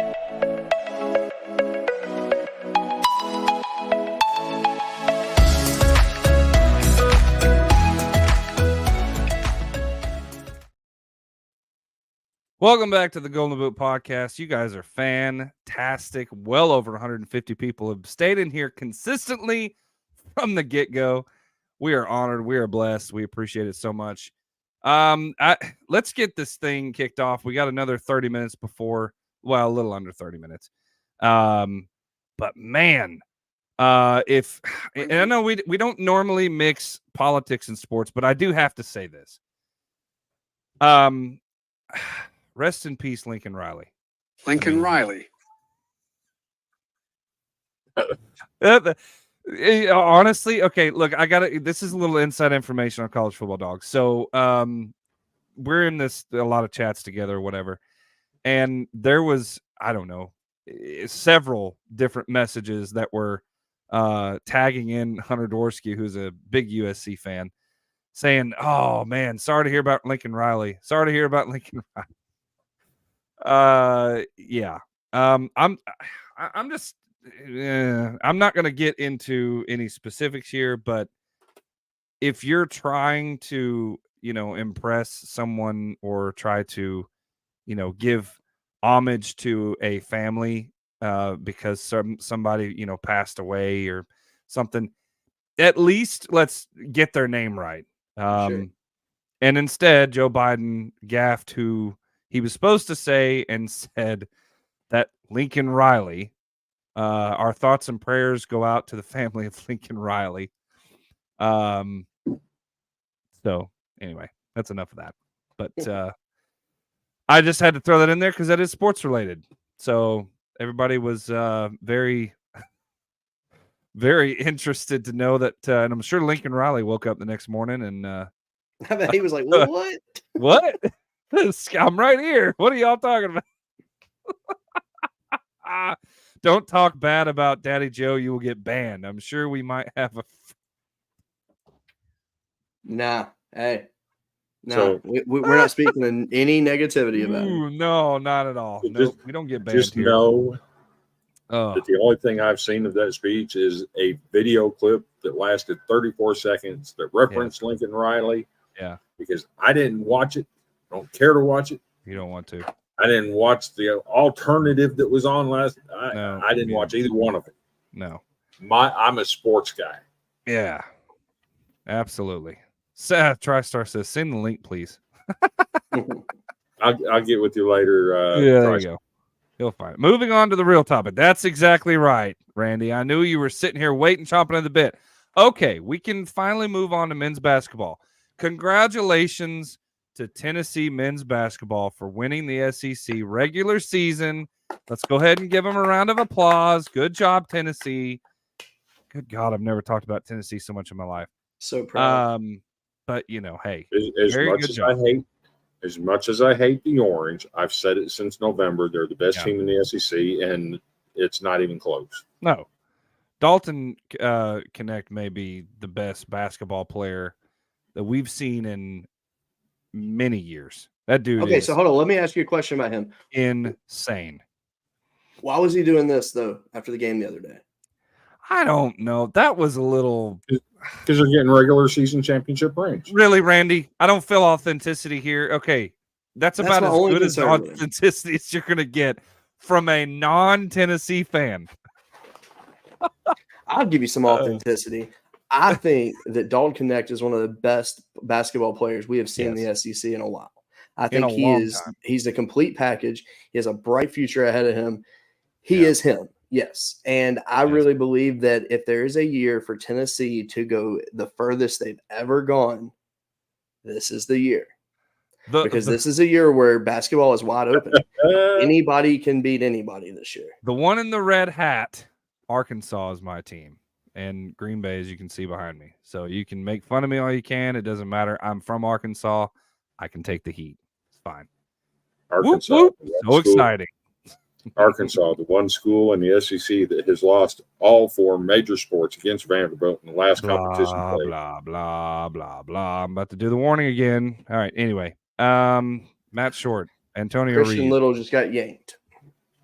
Did he really? Yeah. I mean, no, not in a bad way, though. I mean, he went 1 2/3 innings. He had 2 strikeouts. Yeah. He did fine. He didn't allow any runs. Yeah. Allowed some UT hits. might be on fire, but they ain't as fire as Stacked Suits. Best dressed in the SEC. Okay, can we serious question? He's fixing to have better suits because we just got an influx of money from a very rich man. Jerry Stackhouse and what's LSU's women's basketball coach? Kim Mulkey. Who has the better dress? Who has the Kim Mulkey better... all day? Nobody will ever top Kim Mulkey. No, she is the queen. No, yeah. But I think honestly, you could put them in the same conversation. They are probably, as far as men's basketball and women's basketball, they win an award for the 2 best dressed in the SEC. There you go. Each of them shares a text with each other before the game and always says, "I love your drip." There you go. I love your drip. So we got an argument going over here for SEC Player of the Year. Let me settle this. I hate Tennessee with a passion. Dalton Connect is the best player in the SEC. He will win Player of the Year, and it will be a unanimous vote. Yeah, I don't even think it's a question. I think it's common sense. Matt, well, look, Matt, we love you, buddy, but you've got your Kentucky blinders on with that. Antonio Reeves is fantastic player, by the way.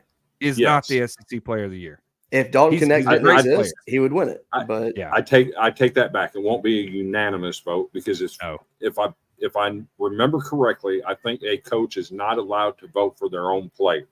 Yeah. That's fair. Which means Rick Barnes could not vote for Dalton Connect. There you go. So it might be a 13-1 first place vote for Dalton Connect. Yeah. Arkansas might win the Southwest Conference this year. I can beat with Texas and Texas A&M and SMU. Southwest Conference. Listen, we don't talk about the Southwest Conference anymore. Stack has drip. Yeah. Sarah says Kim hands down. Technically, she has the better dress. He comes out in a dress, and I may claw my eyes out. Whoa. Stack dresses classy AF. Yeah. Dalton Connect is SEC Player of the Year, period. With a T on the end, of course. We know Bruce is I see you, TriStar. I see you. Dalton Connect is so good that he's going to win the race at Denison Speedway. There you go. I see you, TriStar. I know what you're referring to. Especially with that clip over there now. Yeah. And okay, after he wins the race at Crawford County Speedway, he's going to go get crunk. He's going to go get crunk at Kronks. Sarah, you better not start dressing like her. Good Lord. She's loud. What happened, Cody? So fill us in. Griffin Herring just came in to pitch, and there's a check swing strike 3 called on Xavier, and the Xavier head coach just ran out of the dugout and dropped probably 30 F-bombs at the first base umpire for calling the guy out. I mean, clear as day. I'm about to see the replay to see if it was legit. Oh my goodness. Oh yeah, he went. Oh yeah, he definitely did that. Oh man. Okay. Oh my gosh. So we're gonna have to have this discussion about Tennessee and Kentucky earlier than what I planned. You're gonna have to have it earlier. Yes. I wanted to talk. 24 F-bombs dropped by this coach, and he did not get ejected. I don't either. That's crazy. I'm kind of impressed. Crazy. Guys, I just want to let you know right now, we just topped 180 people in here. Y'all are fantastic. Fantastic. This is nuts, man. Okay, let's get into some basketball scores. We're running out of time here. We can't go on forever. Basketball. Can we talk about the LSU game? Holy cow. That was Auburn shouldn't have talked all that junk after they won the regular season game. They split the series in the regular season. LSU won one, they won one, and then LSU. I thought they only played once. No, we played twice, and then Okay. So we beat them the second time, and then it wasn't even a game today. Yeah, it's crazy. At one point, it was a 38-point lead for LSU today. Golly. It was ugly. What? I have yet to figure out this Auburn team. They either play really, really good or they play really, really bad. Here's my problem with the Auburn team. Yeah. They've got Vanderbilt, Auburn, Texas A&M, and Mississippi State all on the same level in regards to the NCAA women's tournament. Yeah. The problem is Vanderbilt's beat all 4 of them. Speaking of the women's tournament, let's bring up that bracket and let's get into that because the women's basketball tournament. Oh, here, I'll click it. I got it. SEC women's basketball tournament bracket. Chris, take us through it. You know it way better than both of us do. So, Kentucky beat Georgia. Yes. Yep. And Tennessee took out Kentucky today. They will play Alabama next in the quarterfinals. Florida beat Missouri. No, Tennessee ended up beating Alabama 83-61 today. Yeah. Did they play today? Yeah. Today's quarterfinals. No. Is it? Yeah, Randy said Yeah, we it is. Alabama. It is. Yeah. Okay. South I'm Carolina off beat by A&M. Yeah, Yeah. South Carolina won, Tennessee won, LSU won, and Ole Miss beat Florida. Yep.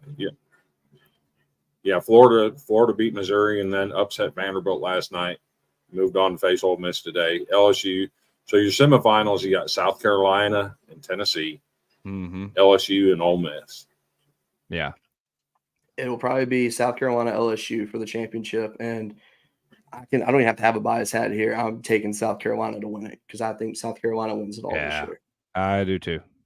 Mm-hmm. I do too. I safe to say. That's the same. I'm a realist. I'm a realist on it, just to be honest. I am too. I mean, they like there was times last year where it looked like South Carolina was going to take it all, and then there were times last year where it looked like South Carolina could falter, and in essence, they did. This year is not that story. This year, this team looks like they could literally beat a men's NBA team. Yeah.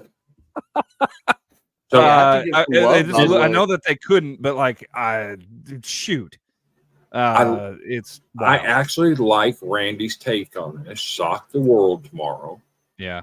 Hey, and here's the thing: if there's a team that actually matches up player for player with South Carolina, I think that's Tennessee. Yeah. And if you get good Tennessee, they can play with South Carolina. They proved it 2 weeks ago. Yeah. Michael Spencer says not happening. Yeah, I mean, I don't see it happening, but hey, why not?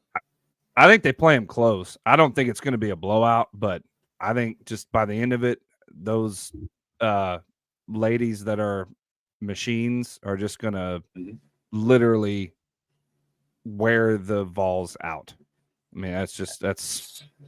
So, I don't know. We'll see. So, Chris, we have to give some props real quick in women's basketball. Today, Caitlin Clark had 2 3-pointers in their 95-62 win over number 7 Penn State, and that put her at 164 total, which is the most ever in a season by a Division I player, men or women. Wow. She passed Stephen Curry, who had 162 in his span at Davidson, as well as Darius McGee, who had 162 last year for Liberty. Okay, so the fact that you just called him Stephen Curry is hilarious. So let's have a real quick discussion what's his about name that. then? Steph Curry. Oh, come on. I've always called him Steph, and I can't do Steph. I hate calling him Steph. I'm just kidding. So let's have a quick discussion on that real quick. Sure. Quick. Why are we doing that? I don't know. Why are we comparing her records to men's records? I don't know. I think that's a fair comparable record, though. Fair. Yeah. I don't think so. Why? Because she's never going to play a man's sport. Yeah. There's a reason it's women's basketball and men's basketball. There's a reason for that. Yeah. Okay. So yeah, she's great.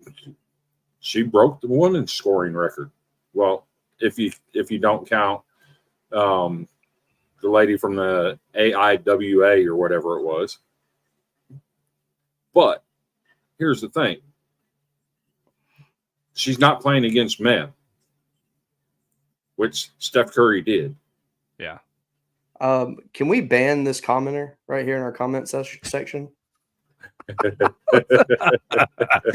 Caitlin Clark would dunk on Pistol Pete. Yeah, let's go and just ban that guy. He does not know ball. But man. Another discussion, and what brought it up was the women pulled more viewers on CBS last weekend than the men did. How crazy is that?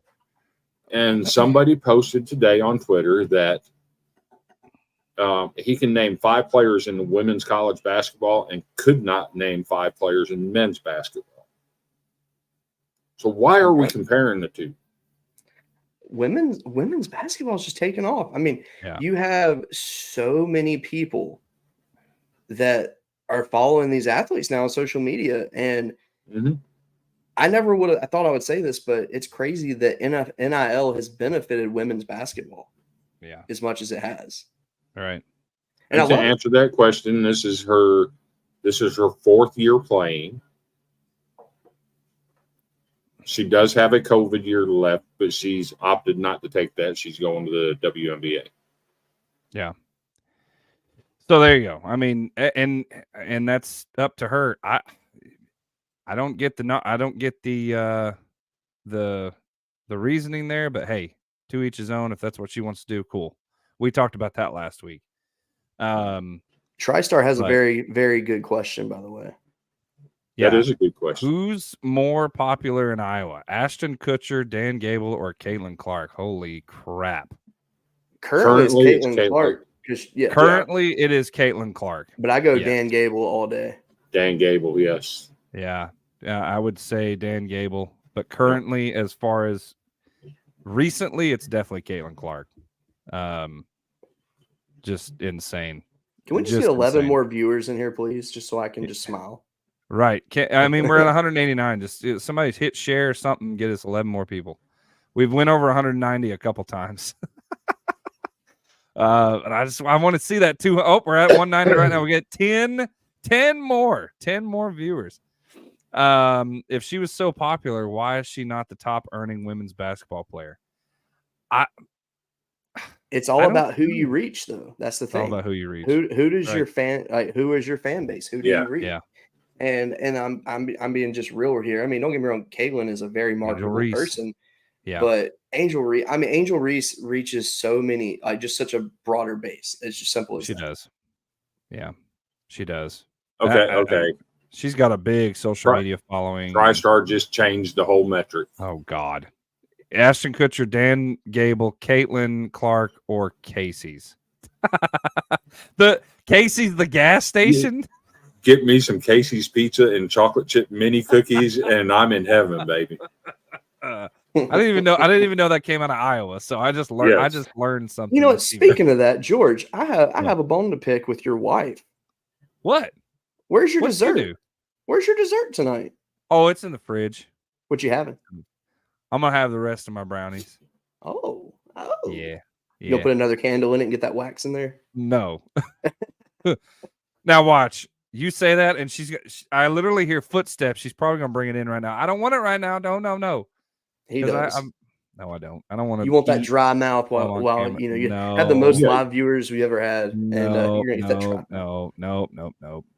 35 and 55 in SEC play and paid $10 million a year. Overrated. Share the video with your enemies, because even your enemies need to hear what we have to say. They also need to watch George eat his left-handed brownie coming up in just a few moments. James Fender says we don't have Casey's. Never heard of it. You're in Florida, right, James? Yeah, I've never heard of Casey's either, to be honest. James, you are silvered. Casey's down there. I don't think there's a Casey's down in Florida. Sparky's, yes, sir. Sparky's, yeah. My favorite gas station is QT. I love going to QT. If you know, you know. Yeah. Well, okay. We're gonna have a little bit of overtime because there's a lot of people in here. I've already cleared it. We're gonna go a little overtime tonight. We've talked some men's basketball. We've talked some women's basketball. We haven't talked men's basketball yet. Well, go ahead. Let's talk some men's basketball. We touched Tennessee. Are you ready? Auburn. Yes, hey, George, you better hook your wife up, sir. We are fixing to have a fight in the chat. Oh gosh, I'm gonna need my charger if I'm gonna keep watching. Where's your charger at? Is it in here? Come get it. Ain't nobody gonna care. That Sparky's soft serve ice cream hit different. Randy says, "Let me in." Oh, you want in, Randy? I would love for Randy to join us right now, to be perfectly honest. I think he is earned. Chris, hit him up with a link. Hit him up. I'm going to grab me a cookie real quick. Hold on. TriStar in Denison. Dairy Queen opens this weekend. If you want elite level ice cream, hit up Dairy Queen in Denison this weekend, sir. By the way, Sarah just army crawled on her stomach behind me to get her phone charger. If y'all didn't know, my wife, Sarah, she's awesome. But I literally watched the door open and I was like, what? And then here she comes crawling like she's getting shot out in World War II. Just... that one's in too. Oh my! The more the merrier.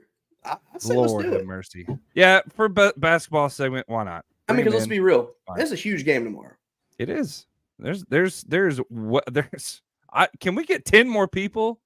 Somebody like go knock on somebody's next door neighbor. Say, hey, jump on here, please. 10 more people. I just want to see 200 once, just once. LSU Crazy. with the shutout. 4-0. LSU with a shutout. There you go. The Pizza Hut stores in Northwest Iowa are pretty good. Yeah. Randy. Oh my goodness. Jeezy in the house. What's up, Yo, dude? you got me up past my bedtime. Hey, we got a party going on here, gentlemen. How you been, man? You been good? Everything's been good, man. Everything's been good. I mean, besides all that bad stuff that happened earlier in the week, right? But okay, well let's I think Matt's gonna jump in here too. But let's talk some basketball. What happened? Where'd he go? I don't know. Oh, there it is. He back. He was back. He's muted. He's muted. I got feedback. I'm sorry. I had y'all double playing in my ears. I couldn't hear anything. You good now? I'm good now. Now I can hear crystal voices. Crystal. He said crystal. Where's that short fella? Is he coming in here? I only came on here for one reason. I sent him away. Bubble gum, and I'm all out of bubble gum. In here. He should be. Michael Spencer says mute him. Michael Spencer, I'm talking to you over in Kuwait. Tomorrow, when the tears are rolling down your face as you watch Santiago Vescovi in his 92nd year of Tennessee basketball, JJJ dunking on your head at the age of 45. Him and Michael Jordan are going to retire together right after. They're the only two Tennessee basketball players, well, maybe since Fulke, that are going to draw pensions the day they graduate. There you go. I love it. It don't matter. Let me tell you something. Matt Short, Antonio Reeves, great basketball player. Just good enough to be the second. He said, I'm not watching this mess. You are watching this mess, Michael. You're watching. You know what you're going to be saying tomorrow? I'm not watching this mess when it's 87-68. Ooh. Golly, boy. I've actually got a different take. Look, Tennessee is a better basketball team than Kentucky. Yeah. No bones about it. We know that. But I can see a situation where Slick Rick let some of his bench guys get some playing time because they've got the number one seed all wrapped up. Get some of his top line guys a little time off tomorrow, maybe even in the SEC tournament. Get them some time off. I could see Kentucky pulling out a win because they've actually got something to play for tomorrow. They do. I understand Tennessee trying to get a number one seed, but if they get that one seed, the fear is that they go out west. If Arizona is a 2 seed. You still want that, though? I think they'd be better served as a 2. No, analytically, it is like a 78% chance if you're a 1 seed of making the Elite Eight. Guess what? Rick Barnes has not made at Tennessee. You want to be the 1 seed. Yes. Yeah. Here's the thing, though, Chris. All that is true, but here's the thing.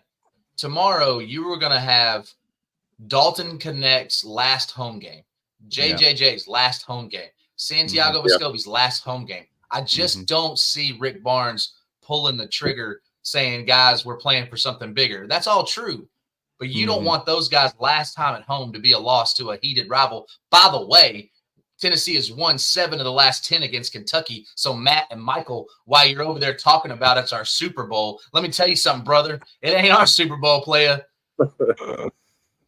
It might have been our Super Bowl last year, but it definitely ain't Tennessee's. No. And so, I mean, it's a great look. Kentucky, historically, yes, they're a much better program. In the last 5 years, Tennessee is better, period. Yeah. Yes. Yep. Yeah. It's pretty wild. So what do you make about the mess with the SEC this year? Because seeds 2 through 10 right now, it can go 100 different ways. No, I agree. I think that I was talking to somebody about this yesterday. So everybody keeps saying the Big 12 is a better basketball conference, right? But if you look at it, The SEC and the Big 12 both have the same amount of teams in the top 25. Now, the Big 12 has a few more that are ranked higher. I understand all that. But if you're looking at the Big 12, I mean, Houston is phenomenal, right? Iowa State's good. But Kansas, is anybody really scared of them? I think that Kansas, if they were in the SEC, they'd be middle of the pack. They'd be in that 5 to 6 range, in my opinion. They haven't really impressed me. So I think the SEC, they just get slept on. Now, it's not baseball. In baseball, we're the deepest conference. I will hear no arguments. Sure. Basketball, though, this is the best I've seen them be as a conference. Maybe they don't have a dominant team out front like a Kentucky has been in the past. That's better for the game, in my opinion. Man. Yeah. Wow. Well, we're talking some basketball here. We're coming at the bottom of the hour. Real quick, we're going to take a very short break, but we're having some little bit of overtime on the Golden Boot podcast. Y'all stay with us. We'll be right back. As I think Matt's coming in. We'll have us a little bit of a debate. Let's hear from the farmer's dog. We'll be right back on the Golden Boot.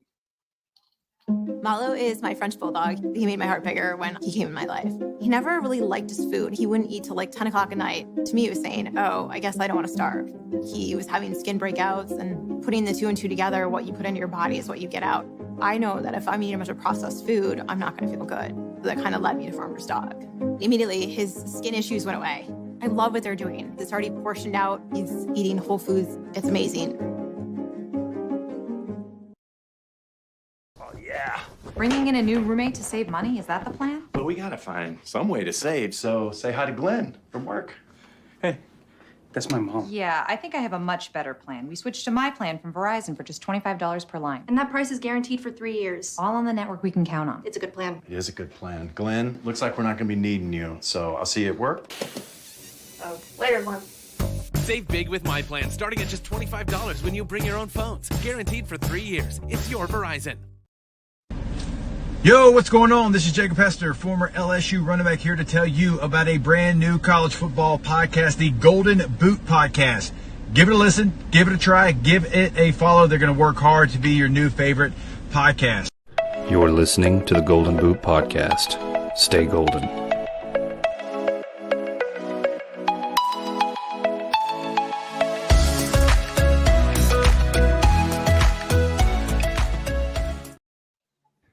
All right, welcome back to the Golden Boot Podcast. It's overtime. We're in overtime. JQ in the comments, man. No. 13-1 losing at home to Kennesaw State today. Yeah. How dare I'm you? excited too, because we still got to talk with some baseball. And there's a lot of people in here that like some baseball. Go ahead, Chris. So, George, let's introduce our guest. Yes. The legend, Randy Jowers. Man, it's cheesy. Get it right. It is cheesy. It is cheesy. So if you don't know who Randy is, there's been a podcast for a few years over on Twitter where it's mostly played called In Off the Bench. Yep. He's been a host of that and sometimes does guest appear this year. Great guy. Has supported the Golden Boot since its inception. Jeezy, welcome to the show tonight, sir. Thanks for having me, guys. Absolutely. If you don't check out In Off the Bench podcast, you should. Yeah, it's a good one. Yeah. It's Good one stuff. of our favorites, to be honest. And they actually cover a multitude of sports. They've interviewed gymnasts, baseball players, basketball players, even some football players, if I'm not mistaken. Football, very few basketball, but definitely we cover it all over there on In Off the Bench MMA, podcast. you name it. MMA started. Let me tell you how it started, though. We started covering The Last Dance, and we were bored. It was COVID. We started covering that, and it quit. We interviewed one guy who was a good friend of my son, Jonathan Bolin, who's now on MLB roster with the Kansas City Royals. And then it spurned into this, and Jim and DB do a great job over there. There you go. Well, I should have done this earlier, but I mean, we were in a heated debate. You had to finish your debate real quick, but I'm not done. No, you're not done. You're never done. There is no being done with Jeezy. So so Tennessee takes the regular season. Let's talk the SEC tournament, right? I mean, we're moving that direction. What's that start? That starts next week. Next Wednesday. Yeah, Wednesday. Right. For some people, it does. For some, a couple of us in here play on Wednesday. Yeah. I think the question of the day on Wednesday, there's two questions. Yeah. Will Arkansas finally beat Vanderbilt? I don't know. And will Missouri get their only SEC win of the year? No. I don't think either one of those is a yes. I don't know. If Battle keeps playing the way he is and they're able to give him the ball and he puts up 35, maybe.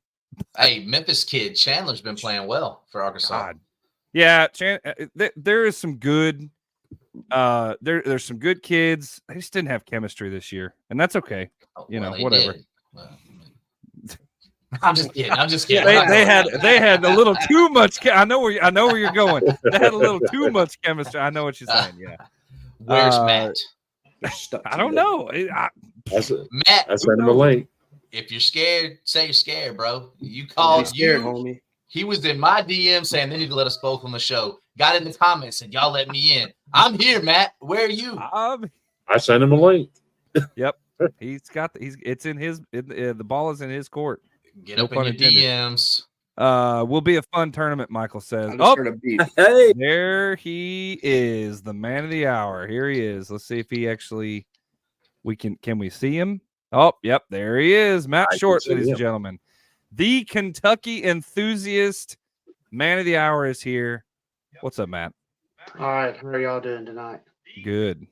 Well, Jeezy's got some choice words for you. We've been poking fun, It is what it is. But y'all have at it. I'm gonna sit back with my hands off the keyboard. Tennessee versus Kentucky basketball. Which team is better? And there's just no way you cannot have the argument that Dalton can. Let me start it out with this question. Lord have Matt, mercy. what are you going to do when you go from being a 2 seed to the 7 seed in one day? I see Kentucky being a 2 seed after tomorrow. You see Kentucky being a 2 seed after tomorrow? Yeah, Kentucky's going to beat Tennessee tomorrow. I mean, that's a loaded statement there, sir. But it depends. Ironically, let's just say all your dreams come true, Matt, and Kentucky finally beats Tennessee in something. Right? We're still the 1 seed. We're still the one still sitting pretty. Yeah. It's wild. It's Kentucky has not played well at times this year. They've been a better road team than they have been a home team. Trey Mitchell's back. Wagner's back. Wild. Yeah.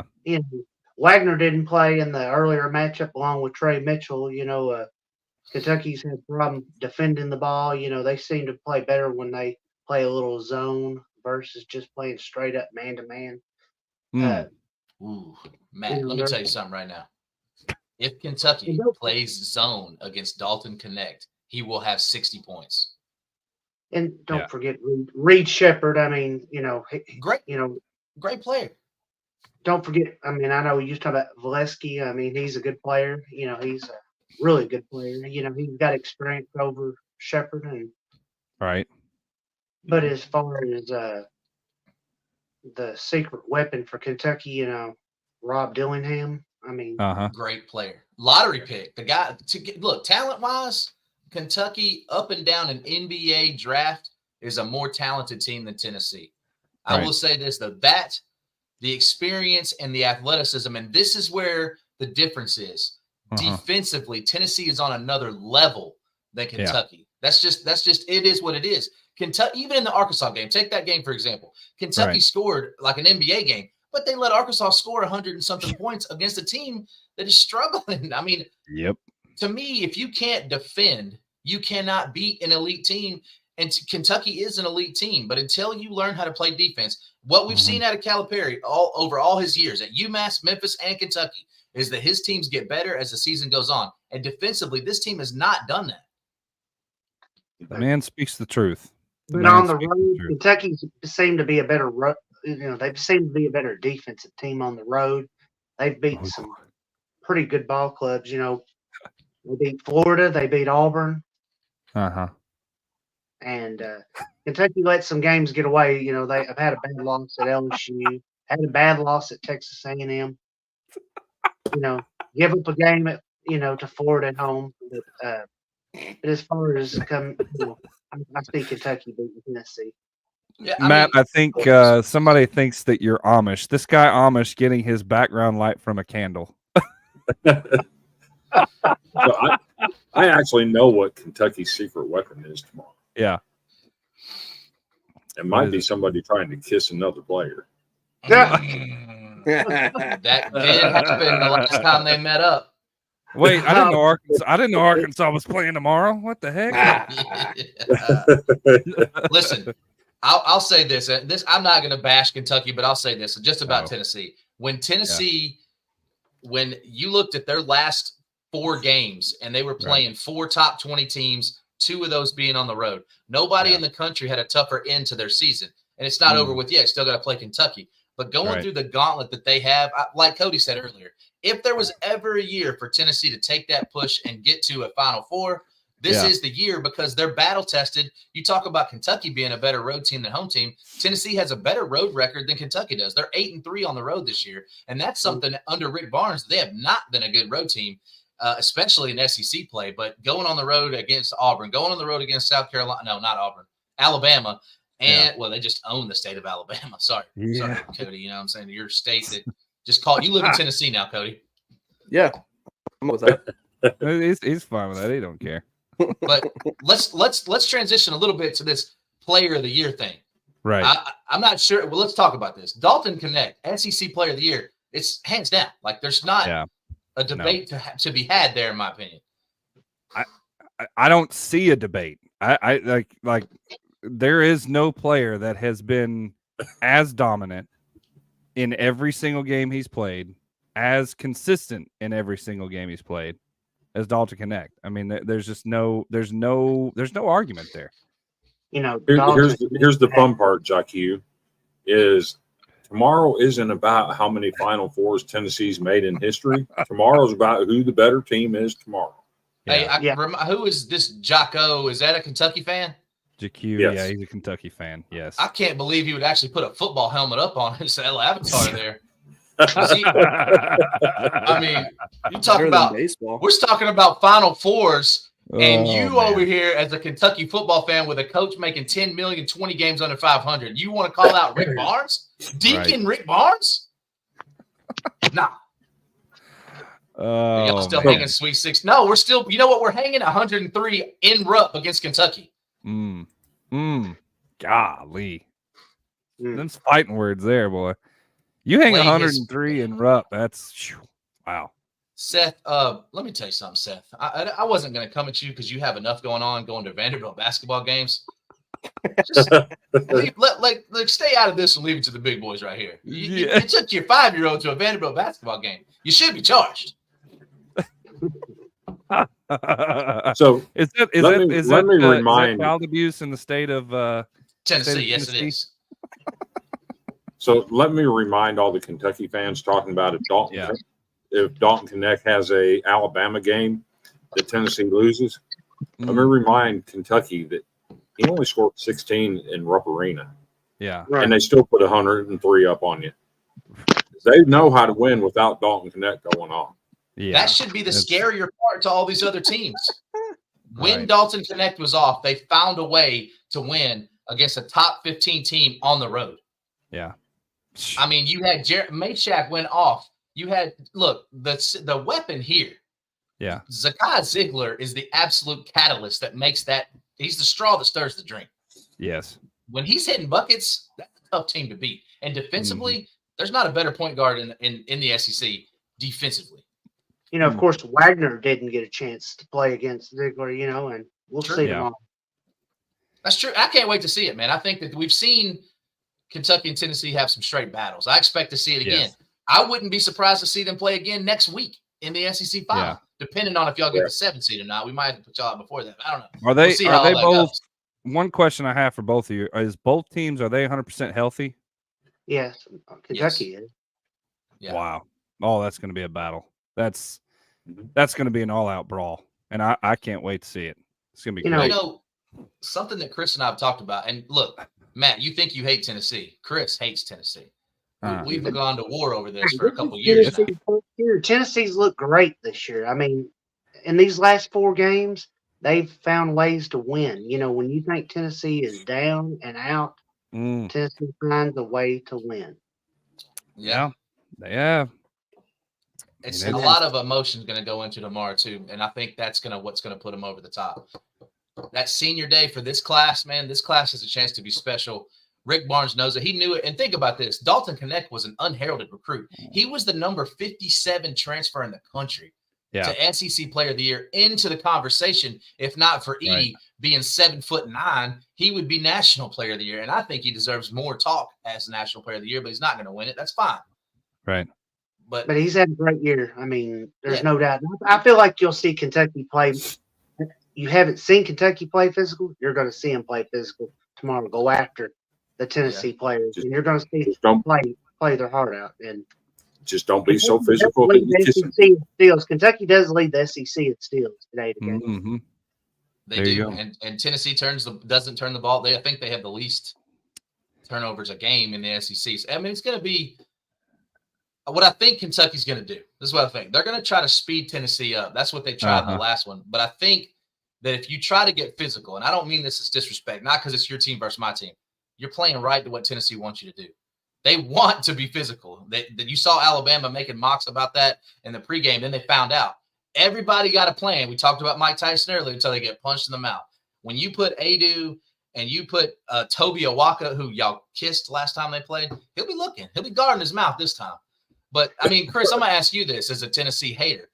If Kentucky does, if Calipari tries to play physical, I mean, how do you think that's going to play out? Yeah. It's better for Tennessee. And here's the thing.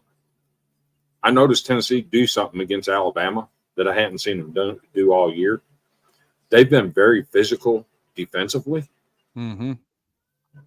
And then late in the game, they backed off and got better defensively. Yeah. That's scary. Yeah. Agreed. Yeah, it's very scary. Oh my goodness. Milestone achieved there. We just hit 200 people. How about that? That is insane. Jeezy brings the views, baby. Let's go. That's it. It's Jeezy's fault. It's all it is. Man, I hope it's a great game, brother. I really do. I hope it's entertaining and everybody goes home happy except for y'all. Yep. There you go. Okay, I do have a question, and it's real serious, Matt.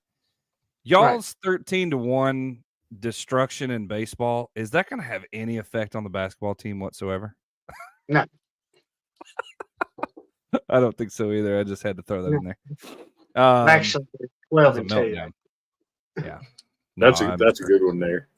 I don't care if it's a what. I don't care if it's a shack, a meat shack, or a Bendigo. We're gonna win. There you go. There you go. I was gonna say Thierry has really been a lot more physical player for Kentucky in these last few games since he's come back. You know, we're still waiting for a couple of players to get back their legs. You know, I know, like you say, Kentucky's not as physical as Tennessee, but they love to shoot the mid-range jump shot along with Reeves and that floater. And then Reed Shepherd, he's been, he's made headlines. You got two lottery. No, do you have three? No, at least two top 10 in the mock drafts in Shepherd and Dillingham. I mean, the talent is undeniable. I don't know, man. Sometimes you've seen it the last couple of years, especially with now that we've had this COVID year. Those experienced teams, they do damage in March, man. Yeah. Well, Tennessee, there's no doubt they've got a great team. Yes. They're probably. Sorry, we know. This might be the most talented Tennessee team they've had since since Lofton played. Yeah. Oh no, that 18 team that had Grant Williams, Schofield, Grant Williams. Bone. That was the really talented team. That was too. A monster team. Yeah. Dirty ass team. But that's how. Look, they straddle the line of dirty and physical. They're going to do that. Yeah. That's what Rick Barnes is, man. He wants to muck it up. Yeah, he's a good coach. don't forget John Calipari recommended him for the job. Is Tennessee a Final Four team this year? Absolutely. They are a Final Four caliber team. Yep, they are in that discussion. Yep. They will get a special pick in every one of my brackets this year. Tennessee, if there's not to be there, they have the opportunity. Yeah. Yeah. I mean, think about it. It's a huge opportunity lost if not, because you lose 3 catalysts of this team. And a lot of Tennessee fans are really been bagging on Vescovi. That guy's not hitting shots. What he brings to this team is way more than what you're going to see on a stat line. Right. The intangibles. And that's what wins games. Yep. Have you seen Vescovi? He's over there with Rick Barnes drawing up plays. Absolutely. He is taking a back seat. He's unselfish ball player. He's what you want in a teammate. Agreed. I mean, him and Rick Barnes are about the same age. Yeah. Well, and TriStar is not wrong here. Yeah. I'm super excited about it. Will there be air conditioning? Yeah, will there? If it's played at Memorial Gym, there will not be. No. Yeah. Well, y'all want to hang out with us? I mean, we could go all night. I can't believe there's still 200 people in here at near 11 o'clock. I know everybody's got to get to bed, but listen. And don't forget, hey, one more player I want you all to remember tomorrow, Justin Edwards. Edwards. He was a very highly talented freshman recruited by Calipari, and he started out slow. He's come on the last, say, 3 or 4 weeks. I know, like I said, even in the losses, it all started against Vanderbilt. Right. Whenever he had a big career high, I mean, he's averaging almost 10 points a ball game, and he's starting to get in there. Most career highs do come there. Troy says 850. Yeah, I'm sorry. You're on the West Coast. It's 1050 where I am. I can't leave. Let me ask Randy a question real quick. I know. Well, that's exactly what. Go ahead, Chris. What were you going to say? I just got to know: are you going to stay at home and watch the Tennessee game, or are you going to drive up to Middle Tennessee and catch your Bartlett girls playing the state championship at 1 o'clock? So I'm not going to go to Nashville tomorrow because Arlington High School is going to be in Hendersonville Wednesday for the Commando Classic. So I will be up in that area Wednesday, Thursday, Friday, Saturday. They finished playing Friday night. So if Bartlett boys wins, was it Thursday or Friday they play? Yeah. Anyways, they'll play the state championship on Saturday. Me and my daughter will be at that if Bartlett makes it. There you go. For the boys. I would make the girls, but I can't go 2 weekends in a row. I got a wife and like 87 kids. I don't know. Yeah. So, Randy, are you ready for softball to officially take place? Man, yes. We kicked off the season, had our home opener Tuesday night. We lost, so we got to get that bad taste out of our mouth. Yeah. Right. What? JV, my daughter's on JV. They did win, so yeah, that's really all I care about. So there you go. No. I can't so much better than travel ball in it. Yeah. We lost to a really, really, really, really good SBA team. It was we gave it away, man. I mean, great team. I have nothing to say bad about them. They're really good. They hit the ball well. They took advantage of some missed opportunities by us. So shout out to St. Benedict. Seth wants to know, which area of Tennessee are you in? Memphis. Actually, I live in Bartlett, but suburb of Memphis. There you go. He said, "Oh God, you're in Memphis, Arkansas, Mississippi can have Shelby County." I just know that West Tennessee showed up and showed out today. Yeah. What Chris or TriStar? What area is he from? Middle Tennessee. I don't know. We'll I think find he's out. from around Chattanooga. Yeah. Chattanooga's not even might Tennessee. As well be Alabama. That's North Alabama. Yeah, that's North Alabama. I call that Georgia. Yeah, I mean, come on. Well, you know what? I'm excited, gentlemen. This feels like old school when I first joined the Broom. Let's talk some baseball. You want to talk some baseball? Let's talk some baseball. Hell yeah. I think there's a lot of people in tonight that want to talk baseball. Let's do it.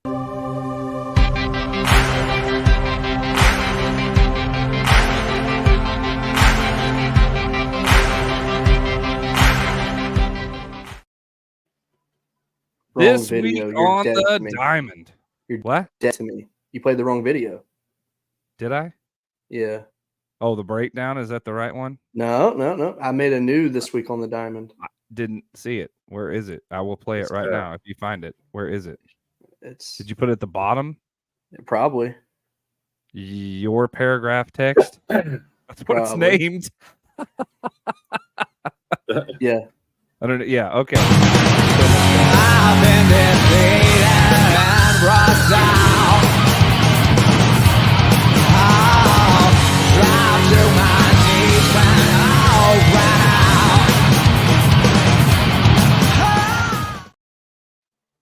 Nice. You can give me I that didn't know voice. you did that.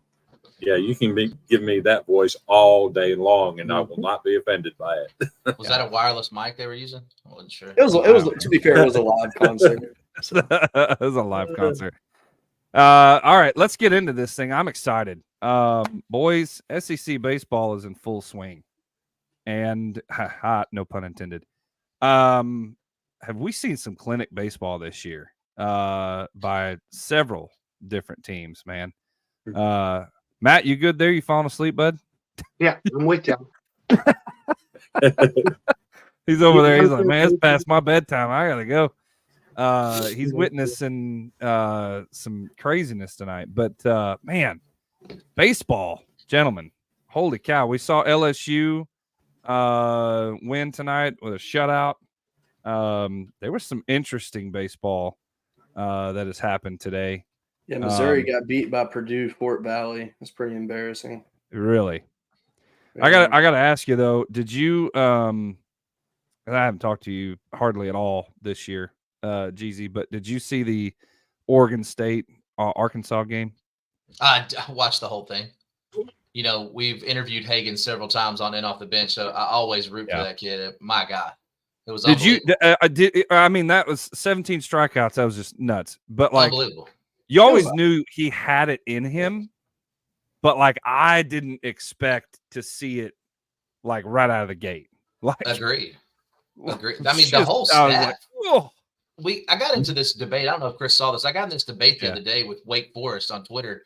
Them saying they had a better pitching staff than Arkansas, and I just don't understand how that's even a thought. This is like the Dalton Connect Reeves thing. It's not even up for debate right now. Arkansas's top to bottom staff. I'm not talking about your starting staff or just your bullpen staff, 1 through 15. Arkansas is better than Wake Forest. It's not hard to see. No. And absolutely. Hartle got rocked today. Got one of their better relievers that's not even going to play until late March. Yeah. Now what I do worry about with Arkansas is their offense. I am concerned. Same. They've got Van Horn has to see. We had pitching problems last 2 or 3 years, and he couldn't get the lineup right for that. Now it's switched. Now you have your pitching is bar none, A+, top notch. You can beat anybody in the country. Now he's just got to tweak the batting order a little bit to get some runs in.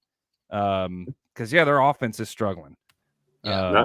I've actually got the opposite problem. Yeah, Chris's pitching staff's looking a little.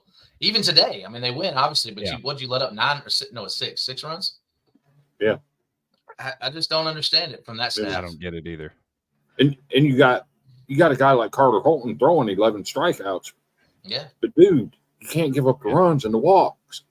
Nope. Yeah, you really can't, and it's pretty wild. But. And that goes completely against what the prevailing thought was going into the season, that we wouldn't have any bats and that our pitching was elite level, and it's turned out to be just the opposite. Hey, maybe you'll get lucky. Maybe you'll be like LSU last year, having an elite offense, and your pitching just somehow shows up when it matters. You want to hear an insane number? You ready for this? Insane. Arkansas pitching staff, 174 total strikeouts. You want to hear something more insane? LSU has y'all beat by 15 strikeouts. All right. Great. Okay. Well, there you go. Hagan Smith with 31, right? Yeah. Mason Molina with 29, McIntyre with 18, Colin Fisher with 15, Brady Tiger with 20, all double digits. It's insane. Top to bottom, like it's wild. Since Matt's on here, do you know who's dead last in strikeouts as a staff? Oh, Mr. Kentucky. Mr. Kentucky. Yeah, there you go. So Although let's unpack. So Tennessee baseball, they've had a pretty good season. I mean, arguably probably one of the best coaches in SEC baseball. Probably recent. I'd say in the last 10 years.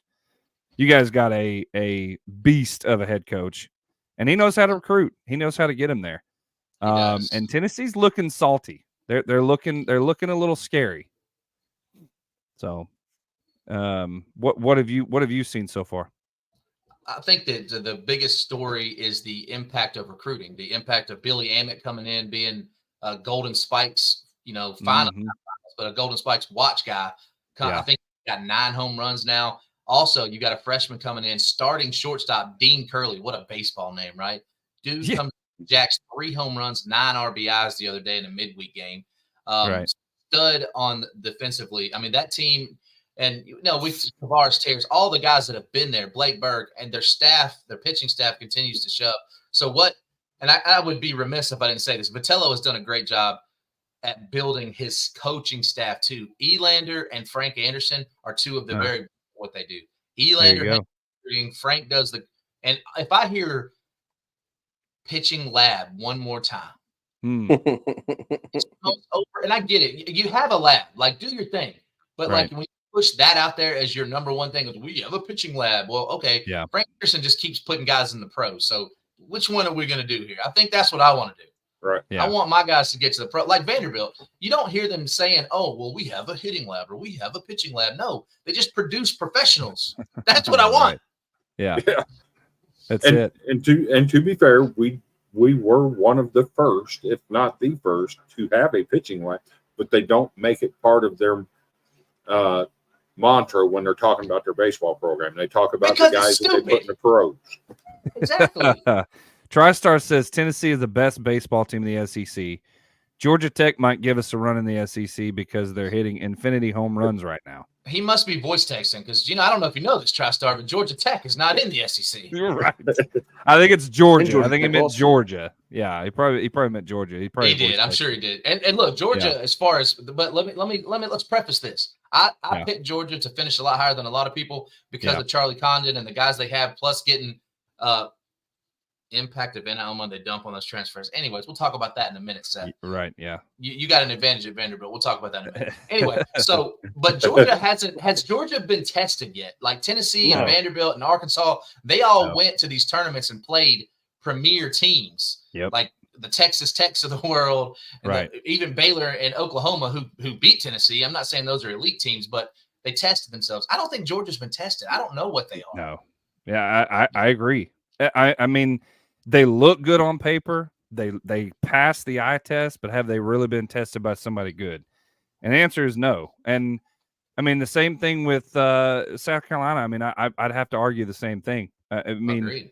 They look decent. They look solid. But have we even seen them play anybody even halfway decent? So I don't know. We'll see. But I tell you who I'm surprised is struggling, and I know that they're winning and they're winning their game. Florida does not look like Florida last year, and I don't see Florida getting anywhere close to the finals in Omaha. No. Florida's got some problems in several areas. They're squeaking by wins that they should be dominating in. Mm-hmm. And I think there was a little bit of every year, though. It's true. They do. You're not wrong. And I may eat my hat for saying that because they may end up right in the finals. But it is what it is. But I from what I have seen, let's just put it that way. From what I have seen, Florida has not looked as salty as they did last year. So, Chris, you brought this up too, maybe in our CB smack, but was it something to be said about them having an inter squad scrimmage and beefing? I mean, maybe you're right. They do this every year. I get that. Yeah. But is there something more to that? Is that more than just surface level smack talk? That's a good point. And it makes one wonder when they put out the results that they put out this year. they're winning games they should win, but they're losing games they shouldn't lose too. Yeah. And George, let me ask you this, because Yeah. we all know this as baseball fans. Cody, we all know this, right? Oh, sure. The season does not start until league play starts. Oh no. So right. We'll know in 3 weeks, by the end of March, we'll kind of have a lot better idea of who is who, right? Yeah. For sure. And I think that if you start same thing, we talk about Mississippi State and Ole Miss. Now both of those teams are winning some games, right? And they're feeling a little good about themselves. I still think they're both subpar. I think they both finish at the bottom of the SEC. Correct. And I think you're going to see teams like Vanderbilt do the opposite. Well, I think tell Jim that. Well, they're not good. They're just not. They're not good. They're not. And I don't know. Is Mike Bianco the problem at Ole Miss? Man, I have a hard time with that one. So Chris asked me this a while back. Yeah. I have a hard time comparing what Labonis and Bianco, because Bianco built that program. Ole Miss is him. It is. So with Lamonis, he did not build that program. He inherited a really good product, got him over the top. So shout out to you. Yeah. But it's like Steve Young taking over for Joe Montana. You know what I'm saying? We already got something rolling here. You come in and do your thing. Yeah. However, I think you got to give a guy let's say Vanderbilt misses the tournament 2 or 3 years in a row. What, you going to fire Tim Corbin? No. No. You earn your stripes. Yeah. Bianco's earned that to me. Yeah. And I like that you bring up Tim Corbin, because something happened this week. He became the second active head coach in the SEC with 1,000 career wins. So that earns you time if something fails, just like Bianco has earned time since it failed. You know what else Tim Corbin did? He has. Lost the last 2 series with Tennessee. Well, that's true, but that's not it. But he said that his wife wanted to sleep with another man. Yes, he did. He did. Yes, he did. I was like, wow. Yeah. I did not have that on the bingo card for Tim Corbin. Nope. Did you not at all. See the comments on Twitter about that though? No. Was it Tony Vitello? A Tennessee fan posted a video of Tony Vitello walking out. That's too easy. That's too easy. I want to get your take on something, because me and Cody put together our basically our preseason SEC rankings, and I was very surprised. I know that they picked up some boys, but having Texas A&M up there real high to me is just, that's because I was it D1? I can't remember which one it was, but somebody had him up like 3 or 4. Yeah. And I'm like, okay, I know they had some good transfers, but is Texas A&M for real?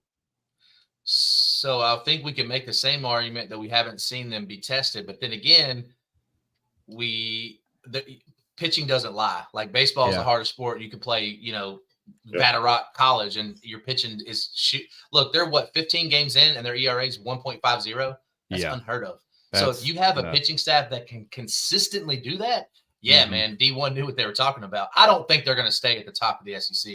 I don't see that. But I mean, what a great job that Schloss has done down there. He's taken over. I mean, that unbelievable what he's done since he's been there.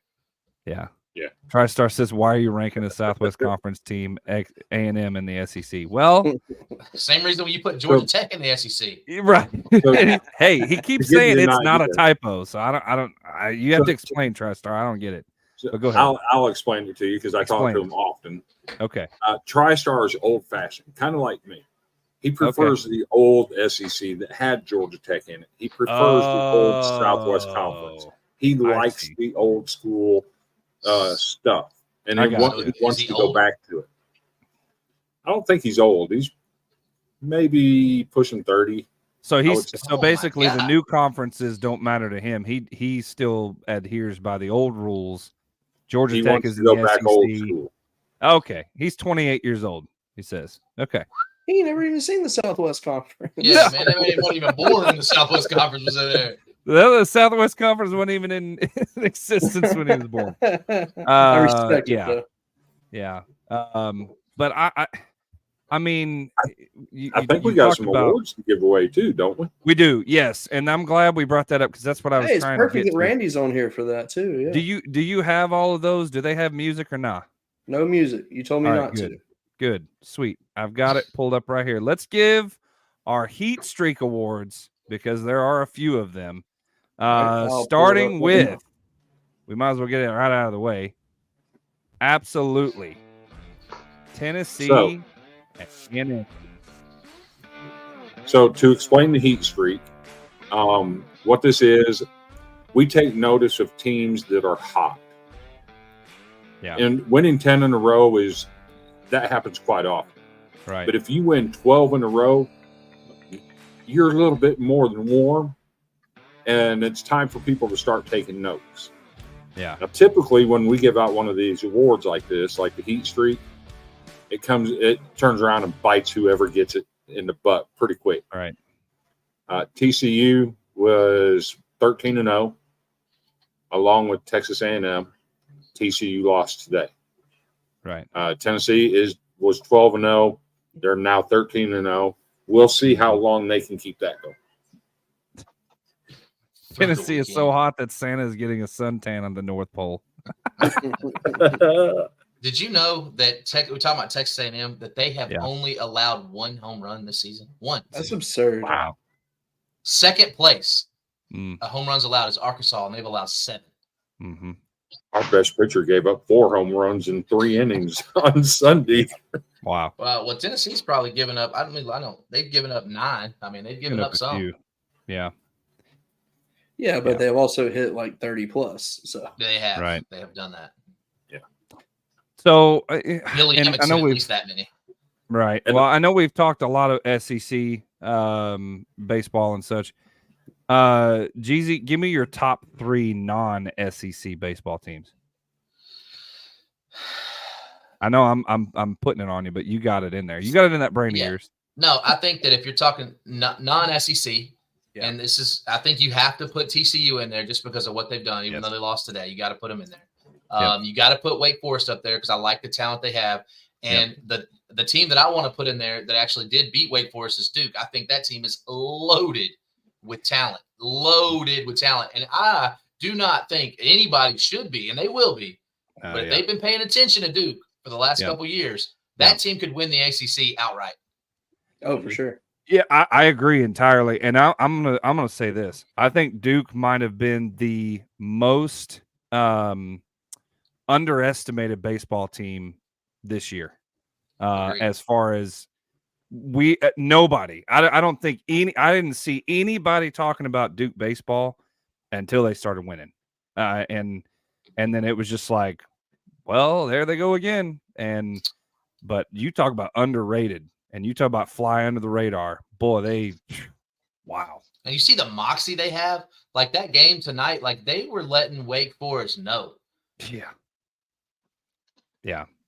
In the couch, a sold out. I mean, it's like Tennessee. It's not very big. It's like 4,000. But I mean, that place was raucous, and they did not care. They did not flinch. They didn't care. Nope. And they only had. I mean, okay. I'm sorry. I said a little bit less.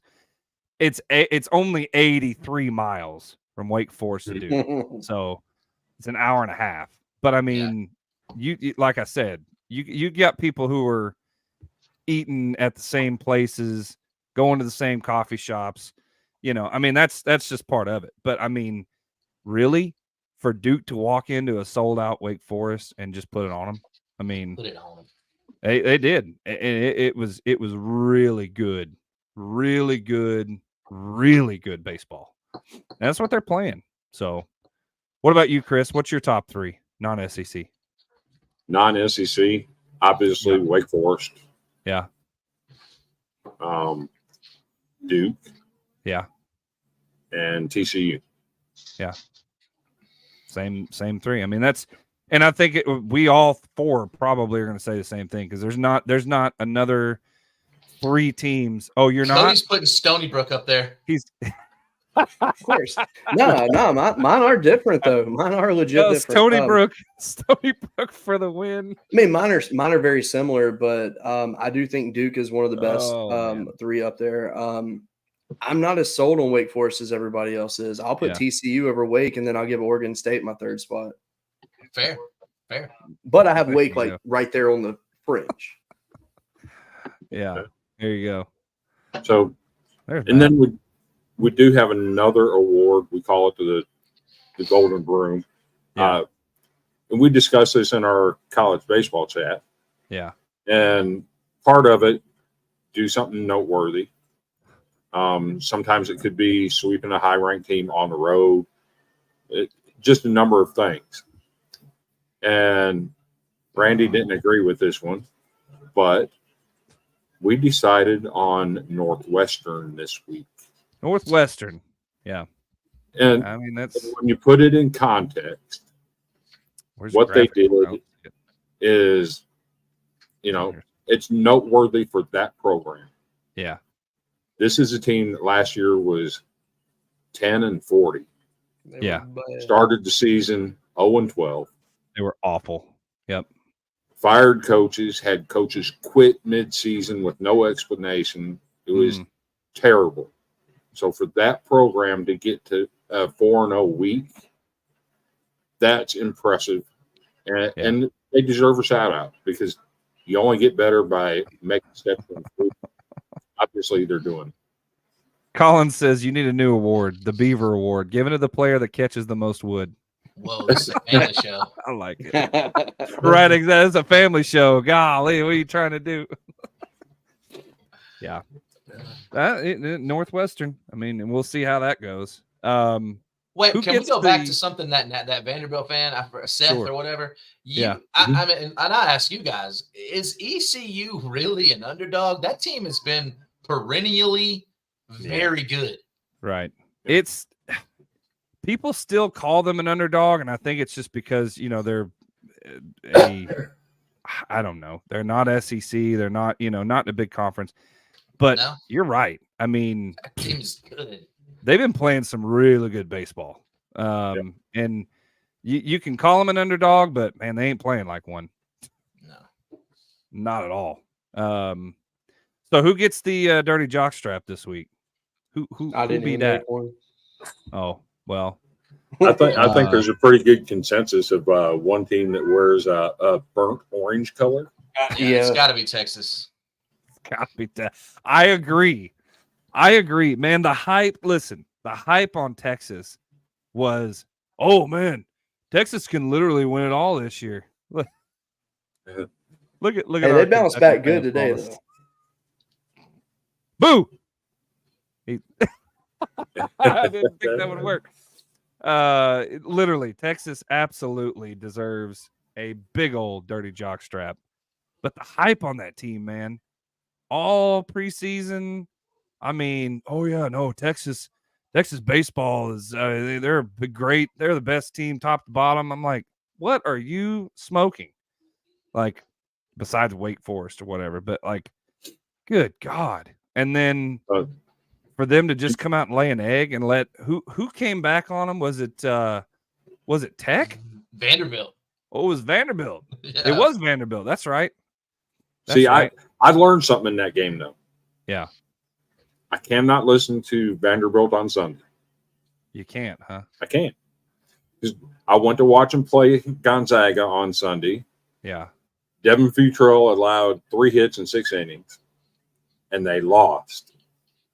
He got a no. He didn't get a decision. Again, last Sunday, I'm listening to the game on the way to our women's senior day. 11-3 in the 3rd inning, and we are getting waxed. As soon as I turn the car off and go in the gym, I'm sitting there watching.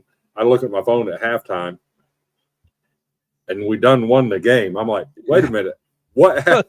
I'm bad juju for Vanderbilt on Sundays. That's it. That's what it is. It's your fault. It's your fault. Man. Well, I'm excited because there's some good games going on this weekend. We got some good series going on. Cody, can you remind us what upsets we had tonight? Wake went down, I know. Wake went down. Let's see. I just had it pulled up. You just had it pulled up. I know. Sorry, I don't mean to put you on the spot.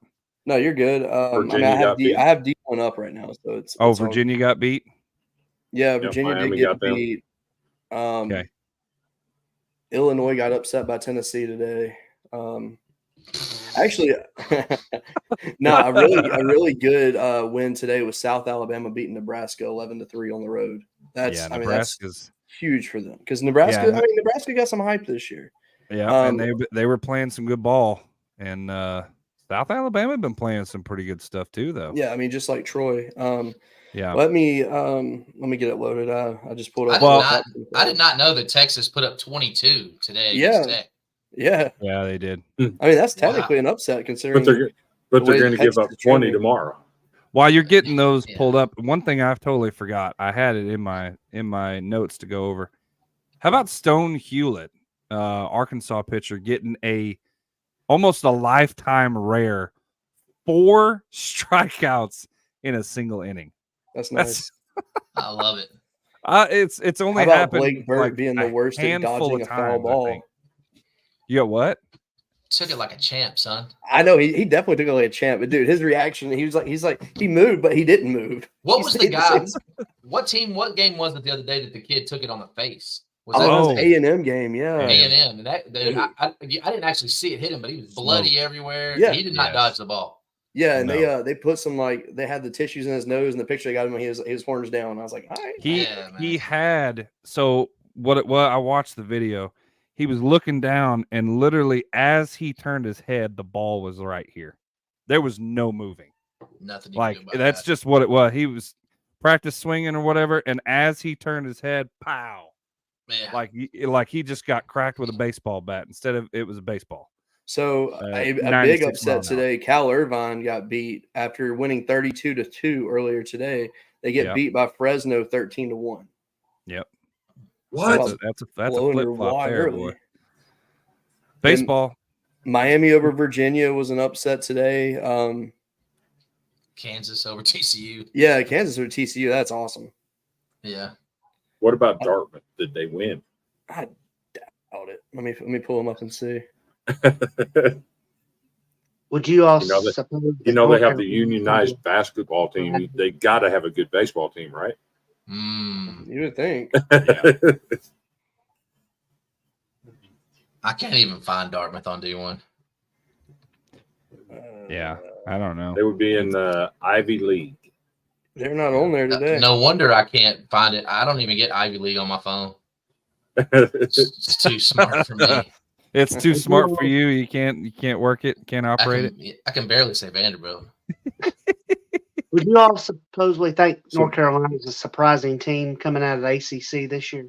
North Carolina? Basketball or baseball? Basketball or baseball? Baseball. Baseball. North Carolina baseball has been decent. They haven't been like juggernauts or nothing. They won 2-1 over Pitt today. They did win 2-1 over Pitt. And I mean, they're sitting at 16th in the country, and according to D1, that's right where you want to be. I mean, they're going to get tested because their schedule is going to get worse as the year goes on. But I mean, the team coming out of the ACC is Florida State. Yeah, the surprise team. Yeah, now, I think Duke's going to win the SEC, but I think that Florida State, and I don't think that should be a shock, really. But I think that where they've come from to where they are now, I mean, they're dominating right now.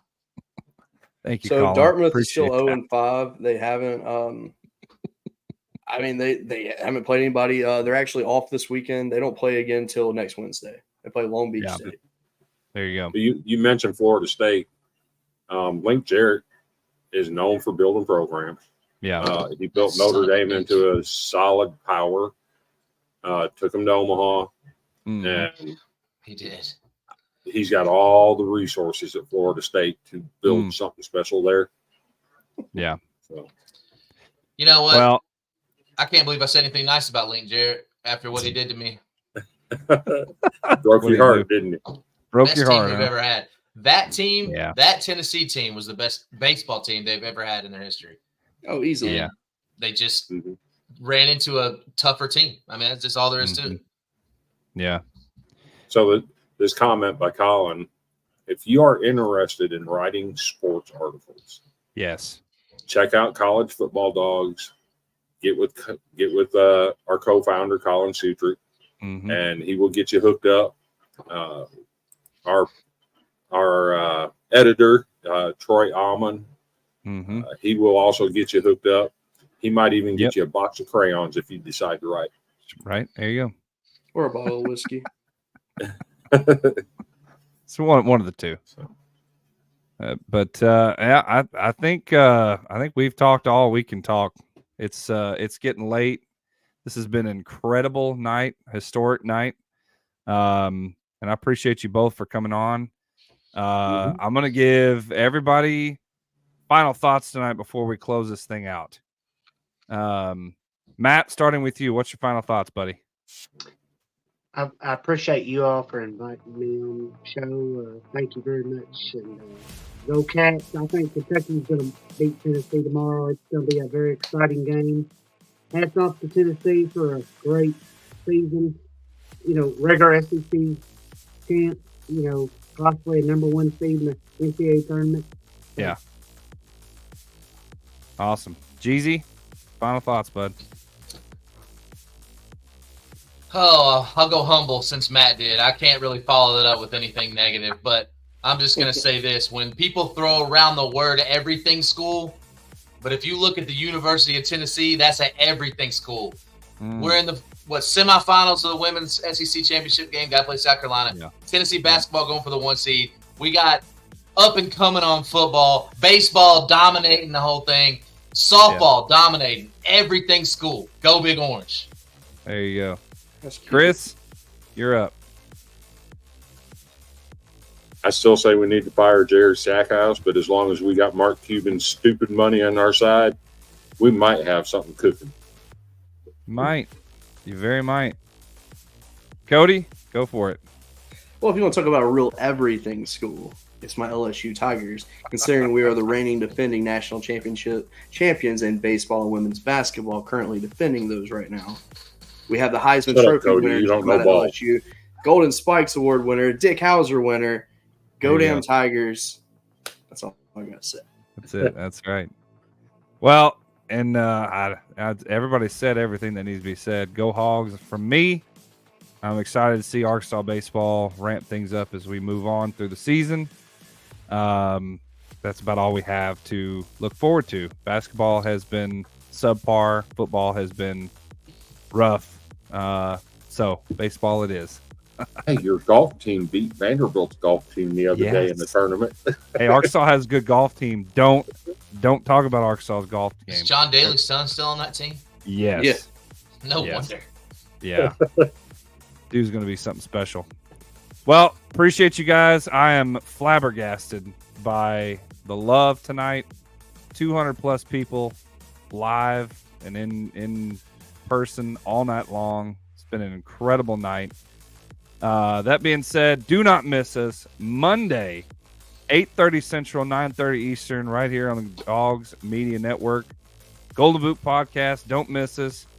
We'll have all of the events from this weekend, results, and have some surprises along the way. That being said, ladies and gentlemen, stay golden, stay classy. Same bat time, same bat channel. We will see you next time. Okay.